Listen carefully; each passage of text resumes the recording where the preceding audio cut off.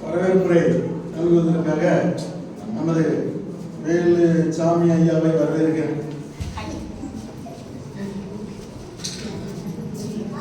ஐயா பேச்ச மட்டும் இப்போ கவனிக்கணும். அது எங்களுக்கு ஒரு ரோல் மாடல்.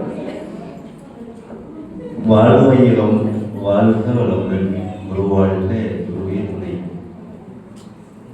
இன்று நமது உலக அமைதி வார விழா 7வது நாள் இன்று நடந்து கொண்டிருக்கிறது. அதில் வருகை தந்த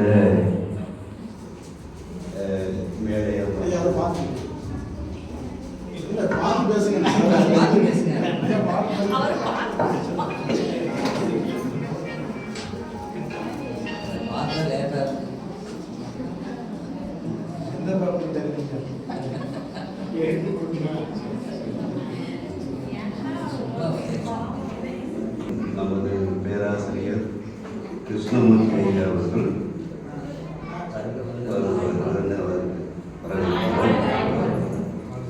அவர் இன்று சிறப்புணர்ந்த பெண் மதிப்பு என்ற சிறப்பை வழங்க இருக்கிறார் என்று அவர் இங்கே வேதாந்திரி ரிச்லேண்ட் அறிவித்தல் கோயிலில் பாடம் எடுக்கிறார் அப்படின்னா அதை பார்த்து நம்ம எவ்வளவோ உணரக்கூடிய ஒரு பாடத்தை நடத்திட்டு இருக்காருங்க.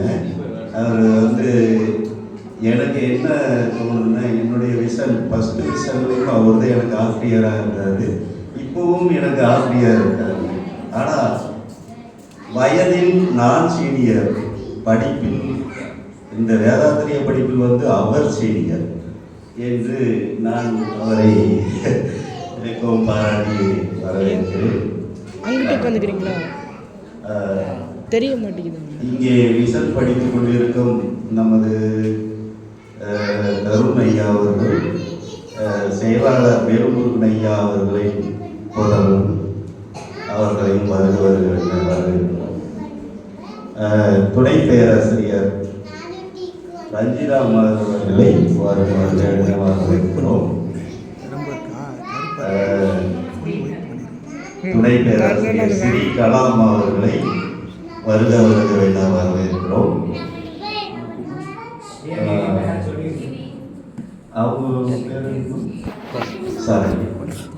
சரண்யா அம்மா அவர்களை வருக என வரவேற்கிறோம். துணை பேராசிரியர் மணிகண்டன் ஐயா அவர்களை வருக என வரவேற்கிறோம். மற்றும் இந்த கூட்டத்திற்கு வருகை இருந்திருக்கும் நமது வேதாந்திரி ரிச்லேண்ட் அறிவித்த கோயிலின் தலைவர் சோமசுந்தரம் ஐயா அவர்களை வருக என வரவேற்கிறோம். மற்றும் வேதாந்திரி ரிச்லேண்ட் அறிவித்தல் கோயிலின் பொருளாளர் சண்முகம் ஐயா அவர்களை வருக என வரவேற்கிறோம்.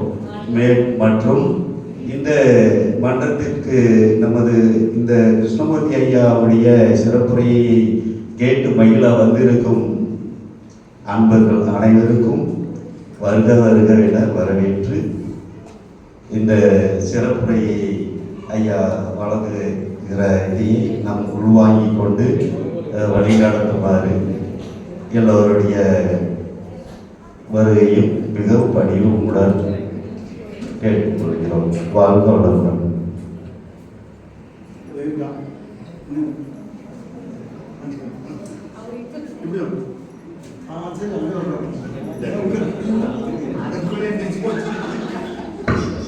அது ரொம்ப நேரம் இருந்தோம்னா எனக்கு மறந்து போச்சு. ஐயா பார்த்தீங்களா எவ்வளோ ஒரு சார், ரொம்ப எனக்குலாம் இந்த மாதிரி ஒரு ஆள் சீனிவாசன் ஐயா, பிச்சுமணியான்ற ஐயா அங்கே இருந்தாங்க நம்ம மன்றத்தில் வாய்ப்பாளத்தில். அவங்கெல்லாம் இதே கேட்டகரியில் இருக்காங்க. எப்படின்னா நல்ல ஒரு அவங்கள மாதிரி நம்மளும் இருக்கிறதா ரொம்ப அமைதியான ஒரு இதில் டெல்டாவில் இருக்காங்கன்னு நினைக்கிறேன். எனக்கு டெல்டா ஆமாம், டெல்டாவில் இருக்குங்க.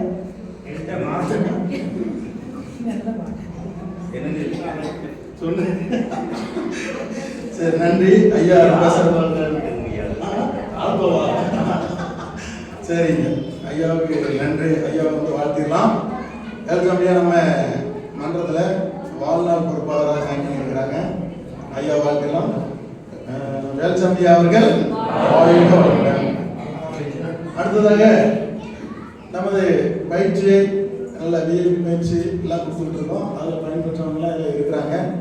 நம்ம சரணி அம்மா ஒரு சில வாழ்வு சும்மா ஏதாவது வாழ்த்து நான் இப்படி பயிற்சி பண்ணுறேன் நல்லா இருக்குன்னு மட்டும் சொல்லுங்க. ஃபீட்பேக் சும்மா சொல்லிட்டு போயிருங்க. போட்டுறோம்.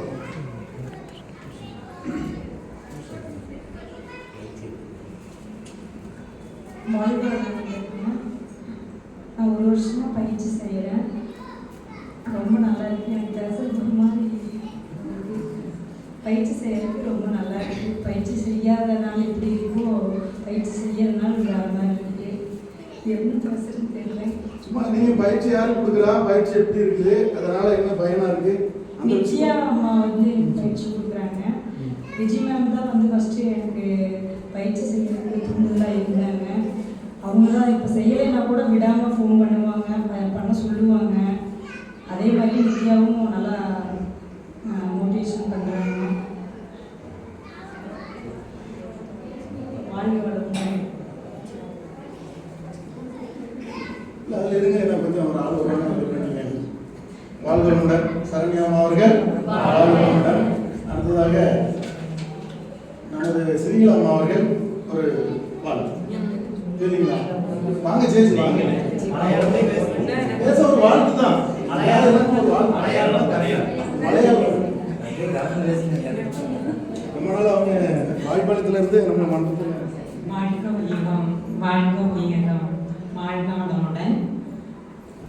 ഞാൻ ഇന്നിപ്പോൾ ഒരു 10 years ആയി முடிச்சுட்டு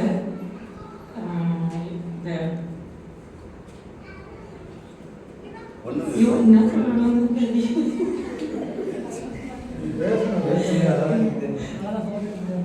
இந்த பயிற்சி வந்து ரொம்ப நல்லா இருக்கும். அதோட சேர்ந்து மெடிடேஷனும் ரொம்ப நல்லா இருக்கும். மெடிடேஷன் செய்தால் மனசு வந்து நல்லா ரிலாக்ஸ் ஆகுது. அப்புறம் பயிற்சி செய்தால் கொஞ்சம் உடம்பெல்லாம் நல்லா பலமாக இருக்கும். காலையிலே செய்யணும், நேரத்தில் எழுந்திரிச்சு. ஃபுல் பார்த்தா யோகா வந்தால் ஃபுல்லாக ரிலாக்ஸ் ஆகிக்கும், நம்மளுக்கு ஜாலியாக இருக்கும். வாழ்க்கை சரி வாழ்வளமுடன் நம்ம ஸ்ரீராமா அவர்கள் வாழ்வளமுடன். அடுத்ததாக துணை பேராசிரியர் மணிகண்டன் அவர்களை ஒரு சில வாழ்த்து வருங்கால சாலமன் பாப்பையா அவர்கள். வாழ்க வையகம், வாழ்க வையகம், வாழ்க வளமுடன். குரு வாழ்க, குருவே துணை. சிந்தனையை உடல் நடத்தி சீரமைத்து வருகின்ற குருவை வாழ்க வளமுடன். நான் 2 வருஷம் ஆச்சுங்க இந்த மன்றத்துக்கு வந்து பயிற்சிக்கு வந்து. ஃபோன் அதிகமாக பேசுவேன். எப்பயும் பேக் பெயின் இருக்கும். எப்பயுமே ஒரு டென்ஷன்லேயே சுற்றிட்டு இருப்பேன். இங்கே நம்ம நண்பர் ஒருத்தர் சொன்னார், அதனால் பயிற்சிக்கு வந்தோம். அது ஒரு 5 வருஷத்துக்கு முன்னாடியே சொன்னாங்க. ஆலியார் பக்கத்தில் சமத்தூர்ன்ற ஊரில். எனக்கு ஆலியார் தான் வீடெல்லாம் இருக்குது. ஆனால் இருந்தாலும் போயிருக்கேன். நான் ஸ்கூல் படிக்கிற டைம்லாம் நிறைய டைம் அங்கே போயிருக்கேன். மகிழ்ச்சியெல்லாம் நிறைய டைம் நான் பார்த்துருக்கேன். ஆனால் இந்த பயிற்சியெல்லாம் எடுக்கிறது இல்லை. இப்போ வந்து பார்த்தீங்கன்னா ஒரு 2 வருஷத்துக்கு முன்னாடி என் ஃப்ரெண்டு சொல்லி இங்கே வந்தாங்க. எப்படி சொன்னால் ஒரு பேக் பெயின்லாம் சரியாயிடும் உங்களுக்கு, நீங்கள் எப்பயுமே டென்ஷனில் இருக்க கொஞ்சம் ரிலாக்ஸாக இருக்கும் அப்படின்னு சொல்லி சொன்னாங்க. பயிற்சி பண்ணேன், கொஞ்சம் நல்லா இருந்துச்சு. அதுக்கப்புறம் மிஷன் படித்தேன். அதுக்கப்புறம் அருந்தியாக போட்டேன். அப்புறம் வந்து பார்த்தீங்கன்னா ரொம்ப நாள் போயிட்டுருக்கோம். இப்போ வந்து இதிலே தொடர்ந்து ஆசிரியர் பயிற்சி வரைக்கும் வந்துட்டுருக்கோம். ரொம்ப நல்லா இருக்குது, மனசு ரிலாக்ஸாக இருக்குது. இப்போ எவ்வளோ ப்ராப்ளம் வந்தாலும் அப்படியே அசால்ட்டாக இவ்வளோ தானே அப்படின்ற மாதிரி ரொம்ப ப்ரெஷராக ஐயோ இந்த பிரச்சனை வருமே அந்த பிரச்சனை வருமே அப்படின்ற அளவுக்கு இல்லைங்க. உடற்பயிற்சி வந்து ரெகுலராக செய்யணும். உடற்பயிற்சி செய்கிற அன்னைக்கு உடம்பு நல்லா இருக்கும். உடற்பயிற்சி செய்ய முடியலன்னா ரொம்ப சோர்வாக இருக்கும். ஆனால் உடற்பயிற்சி வந்து ரொம்ப நல்லது. எல்லாருமே உடற்பயிற்சி விடாமல் செய்யணும். விடாமுயற்சி விஸ்வரூப வெற்றி அப்படின்னு சொல்லுவாங்க. உடற்பயிற்சி வந்து எல்லாரும் செய்யணும். ரொம்ப ஆசைப்படுறோம். உங்களுக்கு தெரிஞ்சவங்க, நம்ம குடும்பத்தில் இருக்கவங்க, இப்போ என்னோடய ஃபேமிலியிலே செஞ்சுருக்காங்க வீட்டில். அதே மாதிரி எல்லாருமே இந்த உடற்பயிற்சி வந்து எடுத்துக்கணும். அதோட பயன் வந்து அடையணும் அப்படின்னு சொல்லி மலேசியா நம்ம கொடுத்த இந்த பயிற்சி வந்து காய்கல்பம், தவம், உடற்பயிற்சி எல்லாத்தையுமே செய்யணும் அப்படின்னு சொல்லி உணர்ந்து செஞ்சால் ரொம்ப நல்லது. அதோட விளைவே வந்து வேற மாதிரி இருக்கும். அதனால தான் இப்போ வரைக்கும் இங்கே இருக்கிறோம். நம்ம என்ன பண்ணுறோமோ அதில் எஃபெக்ட் இருக்குது. உண்மையாலுமே சொல்லாது மட்டும் நம்ம அவங்க இதே சுயமாக சிந்தி தேர்ந்தெடுக்க அப்படின்னு சொல்லி சொல்கிறாங்க. உண்மையாக தான் சொல்லியிருக்காங்க. இதை உண்மையாலுமே நம்ம பண்ணால் மட்டும்தான் இதோட ரிசல்ட் நமக்கு தெரியும். எனக்கு வந்து உண்மையாலுமே இது வேதாத்திரியும் கிடச்சது மிகப்பெரிய ஒரு வரப்பிரசாதம். உங்களுக்கும் அதே மாதிரி இனி வரவங்களுக்கும் சொல்லி நீங்கள் அதை அறிமுகப்படுத்தணும் அப்படின்னு சொல்லி வேண்டி கேட்டுக்கொள்கிறேன். அனைவருக்கும் வாழ்வுடன் அருட்பேராற்றல் கருணையினால் உடல்நலம் நீலாயுள் நிறை செல்வம் உயர்ப்புகள் மெய்ஞானம் ஓங்கி வாழ்க வளமுடன் வாழ்க வளமுடன் வாழ்க வளமுடன். நம்ம செயலாளர் ஐயாவும் பார்த்தீங்கன்னா எப்பயுமே பார்த்தீங்கன்னா டெய்லியுமே பயிற்சி கம்பல்சரி பயிற்சியாக பண்ண மாட்டார். அதையும் தெரிவிச்சுக்கிறேன். வாழ்க வளமுடன் வாழ்க வளமுடன் வாழ்க வளமுடன். நேரத்தை என்ன சொன்னா தெரியுமா? உணவு தான் மிகப்பெரிய முக்கியம், உணவு தவிர வேற எதுவுமே இல்லை அப்படின்னாரு. இன்னைக்கு உடற்பயிற்சி தான் முக்கியம், அதை தவிர வேற எதுவுமே இல்லை. பாத்தீங்களா, மாட்டிட்டாரா? அப்போ பாத்தீங்களா ஐயா? ஐயா வாழ்த்திடலாம். மணிகண்டன் ஐயா அவர்கள் வாழ்வுடன். அடுத்ததாக ரஞ்சிதா அம்மா அவர்கள் துணை பேராசிரியர் வாங்க.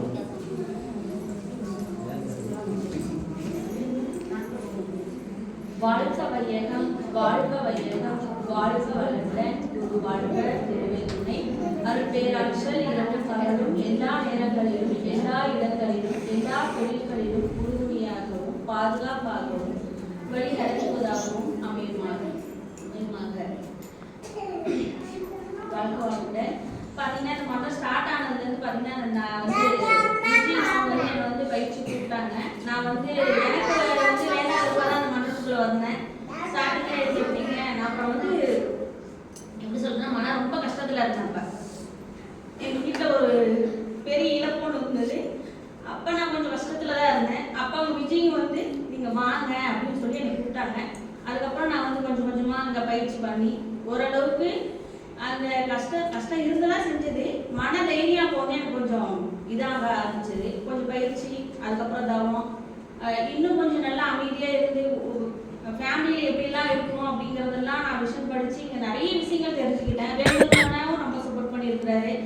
அப்போ எங்கள் ஃபேமிலியில் பார்த்தீங்கன்னா நான் எங்கள் பயிற்சி தவம் இதெல்லாம் எடுத்ததுக்கப்புறம் என் பசங்ககிட்டையும் சரி, என் பையன் வந்து விஷயம் முடித்தான் அடுத்தது. அப்புறம் இப்போ பெரியவன் வந்து விஷயம் போட்டிருக்கேன். ஐயா வேல்முருகன் இது மூலமாக பார்த்தீங்கன்னா இப்போ வாயுப்பாளையத்தில் பொறுப்பாளராக இருக்காங்க. அவரு அடுத்தடுத்து நம்ம ஃபேமிலியில் நம்ம மட்டும் இல்லாமல் நம்ம கணவராக இருக்கட்டும், நம்ம குழந்தைங்களாக இருக்கட்டும், எல்லாருமே வந்து இங்கே விஷயம் படிக்கிறதுல இன்னும் எவ்வளோ அர்த்தங்கள் இருக்குது. நம்ம ஃபேமிலிக்குள்ளே இருக்கணும். எல்லாம் சாதாரணமாக சொல்லியிருப்பேன், பிரச்சனை இருக்குது, இப்படி இருக்குது அப்படி இருக்குன்னு நம்ம வந்து நிறைய குழப்பத்தில் இருக்கோம். விஷயம் கல்வின்னு நீங்கள் ஒன்று அதுக்குள்ளே வரும்போது ஆசிரியர் நிறைய பயிற்சி எடுப்பாங்க. அதுக்குள்ளே நிறைய தத்துவங்கள் மகிழ்ச்சி கொடுத்துருக்காப்புல. இதெல்லாம் நீங்கள் வந்து கற்றுக்கும் போது நம்ம ஃபேமிலி எப்படி கொண்டு போகணும், எவ்வளோ பெரிய பிரச்சனையாக இருந்தாலும் அதை எப்படி நம்ம சுலபமாக தீர்க்க முடியும் அப்படின்ற அளவுக்கு நமக்கு மகிழ்ச்சி நிறைய தத்துவங்கள் கவிகள் நிறைய இதெல்லாம் கொடுத்துருக்காங்க. நம்ம மகிழ்ச்சி சொன்ன மாதிரி அதில் நம்ம பயன்படுத்தி நம்ம ஃபேமிலியில் இருக்க குழந்தைங்க கணவர் எல்லாத்தையும் கொடுத்து பக்கம் இருக்கிறவங்க எல்லாத்தையும் நீங்கள் கூட்டிகிட்டு வந்து இங்கே வந்து மன்றத்தில் சேர்த்து எல்லாரும் பயனடைகிற மாதிரி கேட்டுக்கிறேன். வாழ்க்கை வளமுடன்.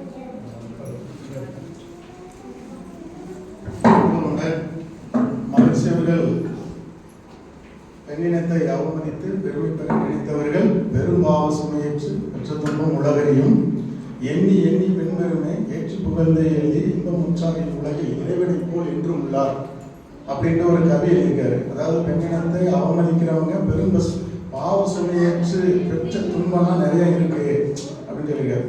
இன்னைக்கு என்னன்னா பெண்கள் கூட்டத்தை பாருங்க, ஆண்கள் கூட்டத்தை பாருங்க கம்மியா இருக்காங்க. மகிழ்ச்சியுடைய பயிற்சி வந்து நிறைய ஒரு நேசிக்கக்கூடிய அளவில் பெண்கள் இருக்காங்க.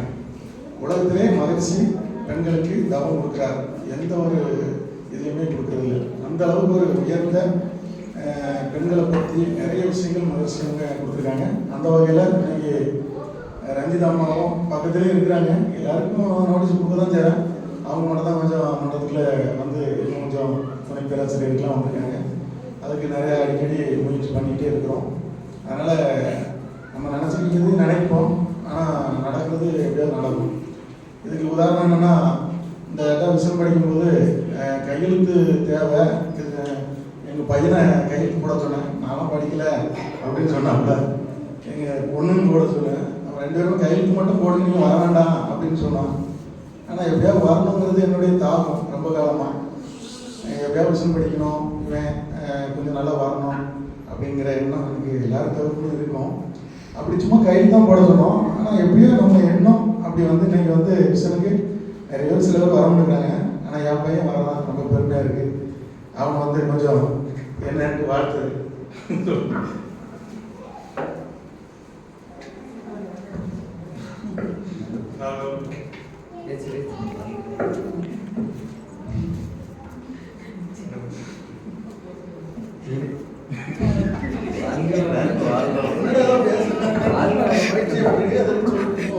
யாரெல்லாம் நீ பயிற்சி பண்ணீங்க? எல்லாரும் பயிற்சி யாரும் மனம் இருக்கா? இன்னைக்கே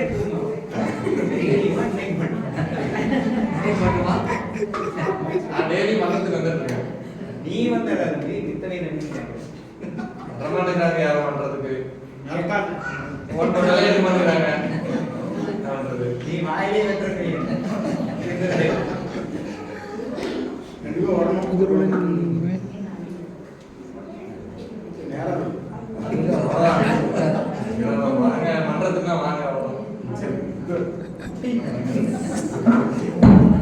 வாழ்வமுடன் இங்கே ஒரு சிறப்பான இதை வரணும்.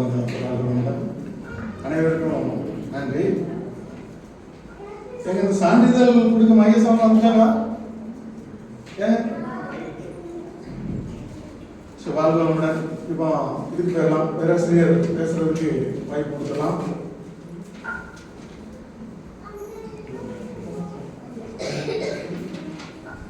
ஐயா வந்து திண்டுக்கல் மனோகலை மன்றத்தில் இணைந்த வருடம் 1998, ஆசிரியர் பயிற்சி 1991 முடித்திருக்காங்க. சாமுண்டிபுரத்தில் 2012 இணைந்து டிப்ளமோ அட்வான்ஸ் டிப்ளமோ எடுத்து வர்றாங்க. 2018 ஞானாசிரியர் விருது பெற்றிருக்காங்க. 2022 முதல் வேதாத்திரியத்தில் முழு நேர ஆசிரியராக பணியாற்றுறாங்க. வேதாத்திரியத்தில் ஆராய்ச்சி மற்றும் ஆய்வு நடத்தி வர்றாங்க. அதாவது மகிழ்ச்சி அங்கெல்லாம் நிறைய இது இருக்குது. இந்த வாரத்தில் என்ன நடக்கும், இந்த மாதிரி நிறைய இதெல்லாம் ஆராய்ச்சி பண்ணுவாங்க. அந்த மாதிரி ஐயா வந்து பண்ணுவாங்க. ஐயாட்ட நான் வந்து ஒரு நாள் கேட்டேன், ஐயா நீங்கள் எல்லாம் ஒரு வண்டி வாங்கிட்டு வண்டி எல்லாரும் வண்டி வச்சுருக்காங்க, நீங்கள் அங்கே இருந்து வாரீங்க, ஒரு வண்டி வாங்க வேண்டியதானே அப்படின்ட்டு கேட்டேன். ஐயா என்ன சொன்னார்னா, இயற்கை வந்து எனக்கு நான் அந்த வாய்ப்பு கொடுக்கலன்னு நினைக்கிறேன் அப்படின்ட்டு ஐயா சொன்னார்.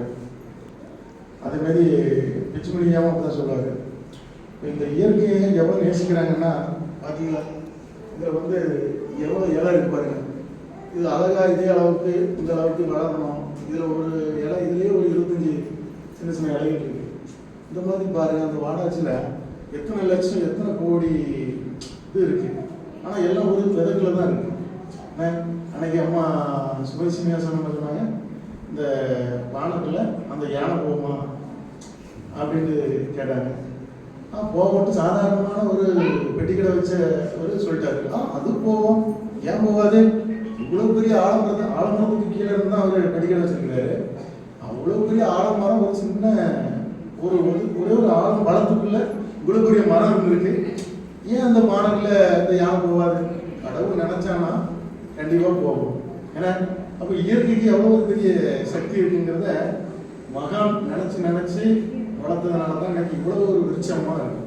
ஏன்னா இப்போ அந்த அளவுக்கு இயற்கை வந்து எனக்கு என்ன அது கொடுக்கலன்னு நினைக்கிறேன் அப்படின்ட்டு ஐயா சொல்கிறாரு. ஆலியார் போன பற்றிடலாம் அப்படிங்கும்போது, நீங்கள் வண்டி இருந்தால் ஒரு சின்ன வண்டி இருந்தால் 30 கிலோமீட்டர் கிடைக்கும், டக்குன்னு போய்க்கலாம் ஐயா அப்படின்னு சொல்லும்போது அவர் அந்த வார்த்தை சொல்கிறாரு. நம்ம சிந்திக்கணுங்கிற இடத்துல ஒவ்வொரு வார்த்தையும் ஒவ்வொரு இயற்கைக்கு இதாக எதுவுமே இது பண்ண முடியாது. அதனால தான் இன்றைக்கி வந்து ஐயா வந்து சிறப்புணர்ந்த பெண்மதிப்பு வச்சுருக்காரு. மகரிஷி வந்து சிறப்புணர்ந்த பெண்மதிப்புன்ட்டு இந்த வேதாத்திரிய 14 திட்டத்தில் வச்சுருக்காரு. தெரியுங்களா? படிச்சிருக்கீங்களா? அதாவது போர் இல்லாத நல்லுலகம், பொருள்துறையில் சமநீதி, நேர்மையான நீதிமுறை, இலவுக்கு ஒரு ஆட்சி, சீர் செய்த பண்பாடு, சிந்தனைய வழிவாழ்வு, சிறப்புணர்ந்த பெண்மதிப்பு, தெய்வ நிதி வெளி வாழ்தல், தேர் திருவிழா தவிர்த்தல், சிறுவருக்கே விளையாடுதல், சீர்காந்த நிலை விளக்கம், செயல் நிலை உணர்கல்வி, பார் முழுவதும் உணவு நீர் பொதுவாக்கல், பல கடவுள் பழக்கம் முடித்து ஒன்றை வழிபடுதல் ஒரு மிகப்பெரிய ஒரு கவி எல்லாம் வச்சிருக்காரு. 14 திட்டங்கள். அதனால விரிச்சு எழுதியிருப்பாங்க. பெரிய பெரிய டிப்ளமோ இதெல்லாம் படிக்கும்போது, அட்வான்ஸ் டிப்ளமோ நீங்களாம் படிக்கும்போது அதில் நிறைய விரிவாக்கம் இருக்கும். உலகத்தில் எப்படி அமைதி வரணும்ட்டு அந்த சிறப்பான வந்து பெண் மதிப்பை பற்றி ஐயா வந்து இன்னைக்கு நல்ல ஒரு சிறப்பாக எடுக்க போகிறாங்க. ஐயாவை வருகன்னு வரவேற்கணும். வாழ்க்கணும் தான்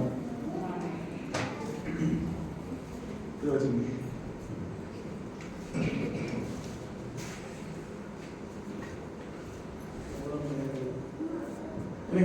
ஒன்னவர் 7:30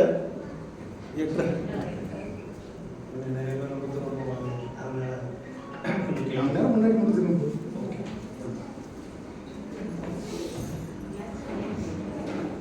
வாழ்க்கை வையகம் வாழ்க்கை வையகம் வாழ்க்கை வளங்கள் குருவாக்க ஒரு எல்லாரும் தொடங்குவதற்கு ஒரு வாரம் நான் முடிக்கிறதுக்கு வந்திருக்கேன்.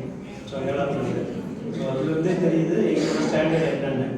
ஓகே, ரொம்ப முக்கியமான ஒரு தலைப்பு. வந்திருக்கவங்களும் அப்படி அது உள்ளவங்க தான் வந்திருக்கீங்க.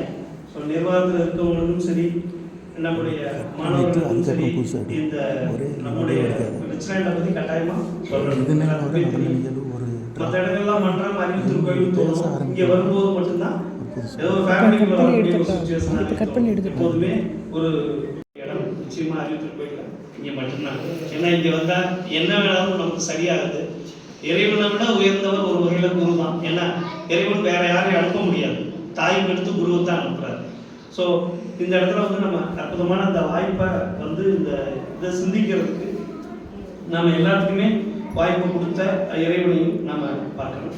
ஸோ ரொம்ப அற்புதமான ஒரு சிந்தனையும் அதே கூட நிறைய அறிமுகம், நிறைய பேச தெரியாதே பயங்கரமாக பேசுகிறாங்க எல்லாரும். கொஞ்சம் நாங்கள் தான் கொஞ்சம் பயமாக இருக்குது இப்போ பேச வர்றதுக்கு. எழுதணும்னு பாருங்க, வாயை திறந்தாலே கவிதையாக வருது. நான் தான் பாருங்க புத்தகம் தான் எடுத்துட்டு வந்தேன், இதுக்கு மனப்பாடம் பண்ணிக்கிட்டு அப்படின்னு சொல்லி. அவர் பார்த்தா வாயை திறந்தாலே கவிதையாக தான் வருது. அவங்களாம் ஆனால் வரமாட்டேங்கிறாங்க, அப்படியே நிர்வாகத்துக்குள்ளேயே இருந்துடுறாங்க. ஒரு பெரிய இழப்பு தான். நிறையா வந்து நிர்வாகிகள் வந்து நல்ல ஆசிரியர்களாக இருக்காங்க, ரொம்ப ஆர்வமாக உள்ளவங்க இருக்காங்க, எங்களை விட நிறைய அட்வான்ஸ்டாக இருக்காங்க. பட் வரமாட்டேங்கிறாங்க. கட்டாயமாக வரணும். ஏன்னா இப்போ உங்களுக்கு எல்லாத்துக்கும் கொஞ்சம் வர பிப்ரவரி 21 நம்முடைய ஆழியாரில் ஆராய்ச்சி அப்படின்னு சொல்லக்கூடியது, வேதாத்திரி ஆராய்ச்சி அப்படின்னு சொல்லக்கூடியது ஒன்று நடந்துட்டு இருக்கு. ஏற்கனவே 2-3 செஷன் போயிடுச்சு.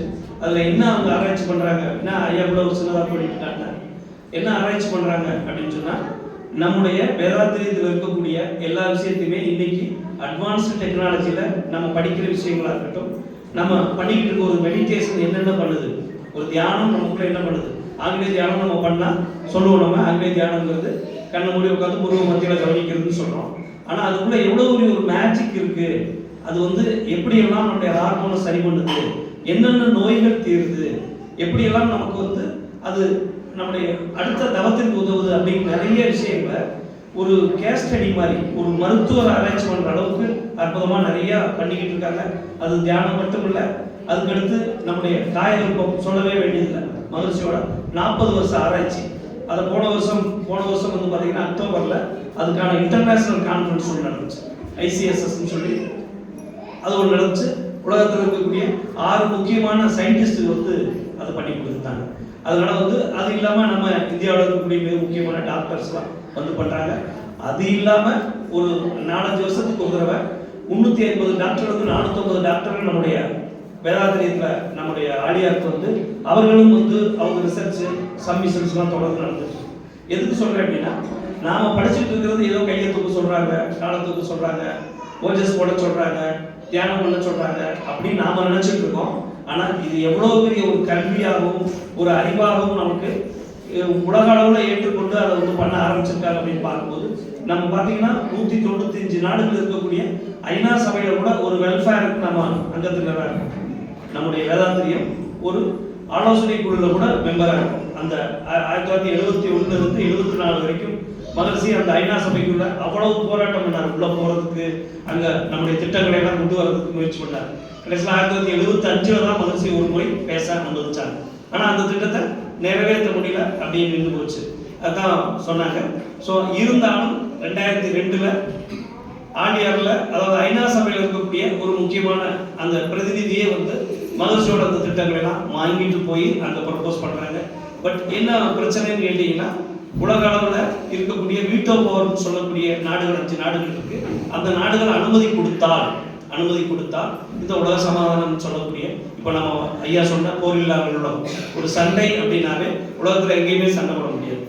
ஏன்னா ஐநா சபை தலையிடுச்சுன்னா சண்டை போட முடியாது. ஐநாவுக்கு ஒரு பொதுப்படை இருந்துச்சுன்னா சண்டை போட முடியாது. இன்னைக்கு ஐநா சபைக்கு எந்த அதிகாரமும் தனியாக இல்லை, மற்ற நாடுகளை சார்ந்து தான் இருக்குது. திடீர்னு ஒரு நாட்டுக்குள்ளே போகிறாங்க, மிலிட்ரி நுழையுது, போய் அந்த அதிபரை தூக்கிட்டு போகிறாங்க. இந்த மாதிரிலாம் நம்ம இன்னைக்கு பார்த்துட்டு இருக்கோம், படிச்சுட்டு இருக்கோம். இன்னொரு நாட்டு மேலே எந்த காரணமும் இல்லாமல் போர் கொடுக்குறாங்க. என்ன காரணம் கேட்டால் ஒன்றுமே சொல்ல மாட்டேங்கிறாங்க. இப்படி உலகம் முழுவதும் இருக்கக்கூடிய விஷயத்துல மகர்ஷி ரொம்ப அக்கறை செலுத்தினதோட அந்த தொடக்கம் தான் போர் இல்லா நல்லுலகம். அது நடந்துச்சு அப்படின்னா நாம கையில் வச்சிருக்கிற 100 ரூபாய், நாம சம்பாதிக்கக்கூடிய 100 ரூபாய் 25 ரூபா சண்டைக்காக மட்டுமே போகுது. நம்ம நாடுமே எடுத்துக்குது. நீங்க சாப்பிடக்கூடிய நம்ம நினைக்கிறோம் நாம சம்பாதிக்கிறது எப்படி போகும் நீங்க நினைக்கலாம். நீங்க கொடுக்கக்கூடிய ஒவ்வொரு செலவுலையுமே வெளியில நீங்க ட்ரெஸ் வாங்கினாலும் பேஸ்ட் வாங்கினாலும் நீங்க வாங்கக்கூடிய ஒவ்வொரு பொருள் இருந்தும் நிறைய டாக்ஸ் வந்து இந்திய அரசுக்கும் தமிழக அரசுக்கும் போகுது. அதில் இந்திய அரசுக்கு போகக்கூடிய அந்த டாக்ஸ் எல்லாம் பார்த்தீங்கன்னா 25% முழுக்க போருக்கு தான் போகுது. அப்போ அதெல்லாம் போகாமல் இருந்தால் என்ன நடக்கும் அது சொல்கிறேன். நம்முடைய 100 ரூபாயில் 25 ரூபா போகுதுன்னா கொஞ்சம் யோசிச்சுப்பாரு. அப்போ அதெல்லாம் நமக்குள்ளே வந்துச்சு அப்படின்னா நம்முடைய வருமானத்தில் மொத்த வருமானத்தில் 2 லட்சம் கோடிக்கு மேலே போயிட்டு இருக்கு. வெறும் சண்டைக்காக மட்டும், போர் தளவாடங்களுக்காக மட்டும் போயிட்டு இருக்கு. அதெல்லாம் உள்ள வந்தால் 3 பெரிய விஷயம் நடக்கும் நமக்குள்ள. முக்கியமானது கல்வி என்பது எல்லாத்துக்கும் பொதுவாயிரும், ஃப்ரீ ஆயிரும். நம்ம குழந்தைகள் விரும்பினதை படிக்கலாம். 2வது மருத்துவம் முழுக்க ஃப்ரீயாக மாறிடும், உயர்ந்த சிகிச்சைகள் எதுவாக இருந்தாலும். அதே போல வீட்டு வரி, தண்ணி வரி, இந்த மின்சாரம் அத்தனையுமே வந்து இன்னைக்கு இருக்கிறதுல 3ல் 1 பகுதி கூட இருக்காது. கொஞ்சம் யோசிச்சு பாருங்க.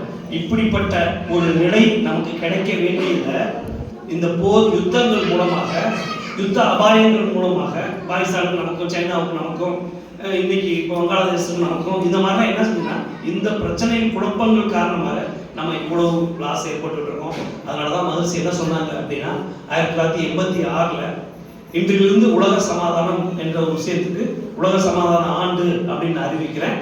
அந்த அறிவிப்பு 350 வருஷங்களாக பிடிக்கப்படும். அது 2136 ஜனவரி 1 இந்த உலகம் முழுவதும் ஒரே ஆட்சியின் கீழே வரும். அதுக்கு 180 வருஷம் எடுத்துக்கணும்னு சொல்லிட்டு 1986 மக்கள் சொன்னாங்க. அப்படி சொல்லி தொடங்கின முதல் 50 வருஷத்துல முதல்ல வேதாந்திகள் உலகம் முழுவதும் பரவும். 2வது 50 வருஷத்துல அது ஏற்றுக்கொள்ளப்படும். 3வது 50 வருஷத்துல அது பரிசீலனைக்கு வரும் அப்படின்னு சொல்லியிருக்காங்க. அப்படின்னா என்ன அர்த்தம் கேட்டீங்கன்னா, இப்போ நம்ம முதலமைச்சர்கள்லாம் சேர்ந்து எப்படி பிரதமரை தேர்ந்தெடுக்கிறாங்களோ, அதாவது நம்முடைய எம்பிக்கெல்லாம் சேர்ந்து முதலமைச்சர் தேர்ந்தெடுக்கிறாங்க, பிரதமரை தேர்ந்தெடுக்கிறாங்களோ, அதே போல உலகத்தில் இருக்கக்கூடிய அதிபர்களும் பிரதமர்களும் எல்லாம் சேர்ந்து ஐநா சபை, அதாவது உலக நாடுகள் 195 நாடுகளில் இருக்கக்கூடிய யாராவது ஒரு தலைவரை தேர்ந்தெடுப்பாங்க. அவர் தான் மொத்தமாக அந்த உலகம் முழுவதுமே தலைவராக இருப்பார். அப்படி இருக்கும்போது ஒரு நாட்டில் வசதி இருந்தால் அந்த நாட்டில் இன்னொரு நாட்டுக்கு கொடுக்க செய்வாங்க. ஒரு நாட்டில் பிரச்சனை இருந்துச்சுன்னா இன்னொரு நாட்டில் இருந்து அதை சரி பண்ணுவாங்க. எல்லா நாடும் ஒரே சம அந்தஸ்துக்கு வந்துடும். எந்த நாட்டுக்கும் நாம விசா எடுத்து போக வேண்டியதில்லை. எந்த நாட்டுக்கு யார் வேணாலும் போகலாம். இந்த மாதிரி பல விஷயங்களை மகர்ஷி அப்போதே திட்டமாக கொடுத்துட்டு போயிருக்காங்க. அதெல்லாம் கட்டாயமா வந்தே தீரும். அதுக்கு தான் அவர் என்ன சொல்றாரு அப்படின்னா, நாம எல்லாம் தனி மனிதன் எல்லாருமே இந்த எண்ணத்தோடு நாம இதை முன்னெடுத்து கொண்டு போகும்போது, தனி மனிதன் அமைதியா இருந்தா அவனோட குடும்பம் நல்லா இருக்கும், குடும்பம் நல்லா இருந்தா அவனுடைய சுற்றம் நல்லா இருக்கும், சுற்றம் நல்லா இருந்துச்சுன்னா அப்படியே அவனோட ஊர், தெரு, நாடு, தேசம் அப்படியே உலகம் முழுவதும் அமைதியா இருக்கும், அமைதியாகும். இப்படிதான் அடிப்படை. இந்த அடிப்படையில் தான் இந்த வார விழாவை கொண்டாட சொல்றாங்க. அப்படின்னா கொண்டாடுறதோட தொடக்கம் தான் நம்ம இந்த 7 நாளும் இந்த உலக சமாதானம் பற்றியும் இதை பத்தி சிந்தனையும் ஒவ்வொரு வீட்டுக்கும் இதனால நன்மை இருக்கு. இதை நாம என்னமா கொண்டு போனோம் அப்படிங்கிறது தான். அந்த அடிப்படை தான் இந்த இதுக்கு நம்முடைய பயிற்சி முறைகள் பூராமே அந்த அடிப்படை தான் கொடுத்துருக்காங்க. சரி, இப்போ இந்த தலைப்புக்கு வருவோம். ரொம்ப முக்கியமான ஒரு தலைப்பு. சில பேர் கேள்விப்பட்டிருக்கலாம், இங்கிலாந்துல ஜார்ஜ் பெர்னாட்ஷான்னு சொல்லக்கூடிய, நிறைய பேர் சின்ன வயசுல படிச்சிருப்பீங்க. பெர்னாட்ஷாவோட பொன்மொழிகள்லாம். அவர் வந்து மிகச்சிறந்த நாடகங்கள் எழுதுவார், ரொம்ப சிறப்பான நாடகங்கள் எழுதுவார். அப்படி ஒரு நாடகம் எழுதிட்டு ஒரு சிறந்த நாடகம் போய்கிட்டு இருக்கு, நடந்துட்டு இருக்கு. அப்போ அந்த நாட்டில் இருக்கக்கூடிய மிக அழகான ஒரு நடிகை வர்றாங்க. வந்து அவர்கிட்ட வந்து பக்கத்தில் உட்காந்துட்டு சொல்றாங்க, நான் அழகுல வந்து நல்ல பேர் வாங்கியிருக்கேன், நல்ல எனக்கு வந்து சினி ஃபீல்டில் நான் வந்து இவ்வளோ தூரம் இருக்கேன், நீங்கள் அறிவில் இவ்வளோ அழகாக நாடகம்லாம் எழுதுறீங்க, நாம் ஏன் திருமணம் பண்ணிக்கூடாது அப்படின்னு கேட்குறாங்க. அதாவது ஒரு அழகும் அறிவும் சேர்ந்துச்சுன்னா அந்த இடத்துல என்னன்னா பிறக்கக்கூடிய குழந்தை சிறப்பாக இருக்கும்ல அப்படின்னு சொல்லி ஜார்ஜ் பெர்னாண்டஸ் கேட்குறாங்க. நம்மள மாதிரி இருக்கவங்க கேட்டால் ஆமாம் சாதாரணமாக சொல்லிடுவோம். அவங்கெல்லாம் ஓரளவுக்கு கொஞ்சம் ஞானி அளவுக்கு இருந்தவங்க. அதனால அவர் திரும்பி கேட்குறாரு, மாற்றி நடந்தால் என்னன்னு கேட்குறாரு. அது உன்னோட அறிவும் நடிகையோட அறிவும் என்னோட அழகு வந்துச்சுன்னா ஜார்ஜ் பெர்னாண்டோ அவ்வளோ அழகா அசிங்கமா இருப்பார். ஸோ மாற்றி நடந்தா என்ன செய்யும் அப்படின்னு கேட்குறாரு. அதுபோல நம்மை பொறுத்தளவுக்கு குடும்பம் அப்படின்னு இருந்தா அதுல பெண் என்பதை யாரோ ஒருத்தர் மகிழ்ச்சி ஆசைப்படுறதுல சொல்லுவாங்க.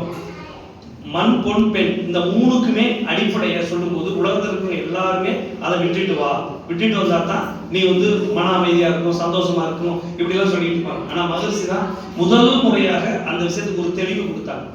மண் இல்லாம நம்ம நிக்க கூட இடம்லாம் போயிடும். ஸோ மண்ணை வெறுக்க முடியாது. பெண் இல்லாம பிறக்கவே முடியாது ஒருத்தர். அதை எப்படி ஒதுக்க முடியும்? அதுக்கு அடுத்து பொன் என்பது பொருளை சொல்றாங்க. ஒருத்தர் பிச்சை எடுக்கிறதுனாலே அவர் என்ன செய்ய முடியும்னா ஒரு திருவோடாவது கையில வேணும், இல்லைன்னா எப்படி பிச்சை எடுக்கணும். ஸோ இந்த மூணுமே அளவோடு பயன்படுத்து. இதுதான் வேதாந்த மகிழ்ச்சியோட கான்செப்ட். அந்த வகையில தான் நமக்கு எல்லா வகையும் சிந்தனை கொடுத்துருக்காங்க. ஸோ நாம பார்க்கும்போது மகிழ்ச்சி சொல்றாரு, 2 பேர் தாய் தந்தைன்னு சொல்லக்கூடிய 2 பேர் கூட்டுறவுள்ளதான ஒரு குழந்தை பிறக்குது. அந்த குழந்தைகளை அப்பா வந்து சந்தோஷமாவோ, அப்பா வந்து ஒரு அதிகாரம் உள்ளவராக இருந்து அம்மா அதிகாரம் இல்லாம அந்த குடும்பத்துல கஷ்டப்படுறவங்களா இருந்தா எப்படி அந்த குடும்பத்துல அந்த குழந்தை முழுமையான அறிவோட பிறக்கும்? இங்க தான் தொடங்குது. ஸோ இந்த தொடக்கத்துக்கு என்ன பதில் நாம வச்சிருக்கோம் நமக்கு தெரியாது. ஏன்னா ஒரு வீட்டுல போனீங்கன்னா அவர் சொல்றாரு, தன்னுடைய அனுபவத்தை சொல்றாரு, நான் ஏறக்குறைய 22 முறை உலக நாடுகள் பூரா சுத்தி இருக்கேன். அது எப்படி சுத்தி இருக்கேன்னு சொல்றாரு. கீழே இருந்து மேல, நம்முடைய இந்தியாவில இருந்து ஆஸ்திரேலியா, ஆஸ்திரேலியாவில இருந்து கீழே இந்தியாவுக்கு. அது ஒரு சுற்று பார்த்தீங்கன்னா மிக நீண்ட சுற்று. அதே போல வடதுருவம் தென்துருவங்கிறது மாறும்.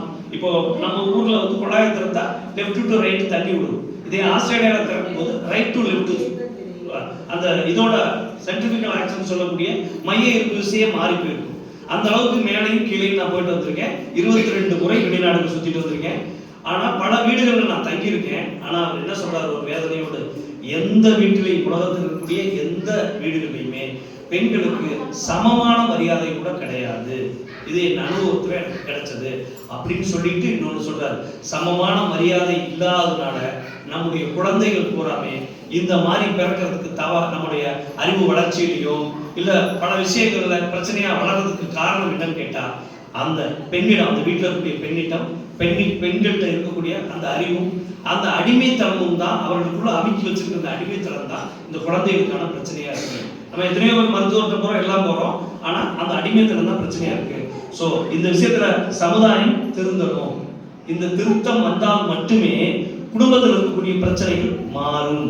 2 பேர் சேர்ந்து இந்த விஷயத்துல உணர்ந்து அக்கறையோடு செயல்படுறதை தவிர வேற வழி கிடையாது. அப்ப இப்போ கொஞ்சம் அந்த முன்னேற்றம் வந்துட்டு நமக்கே தெரியும்.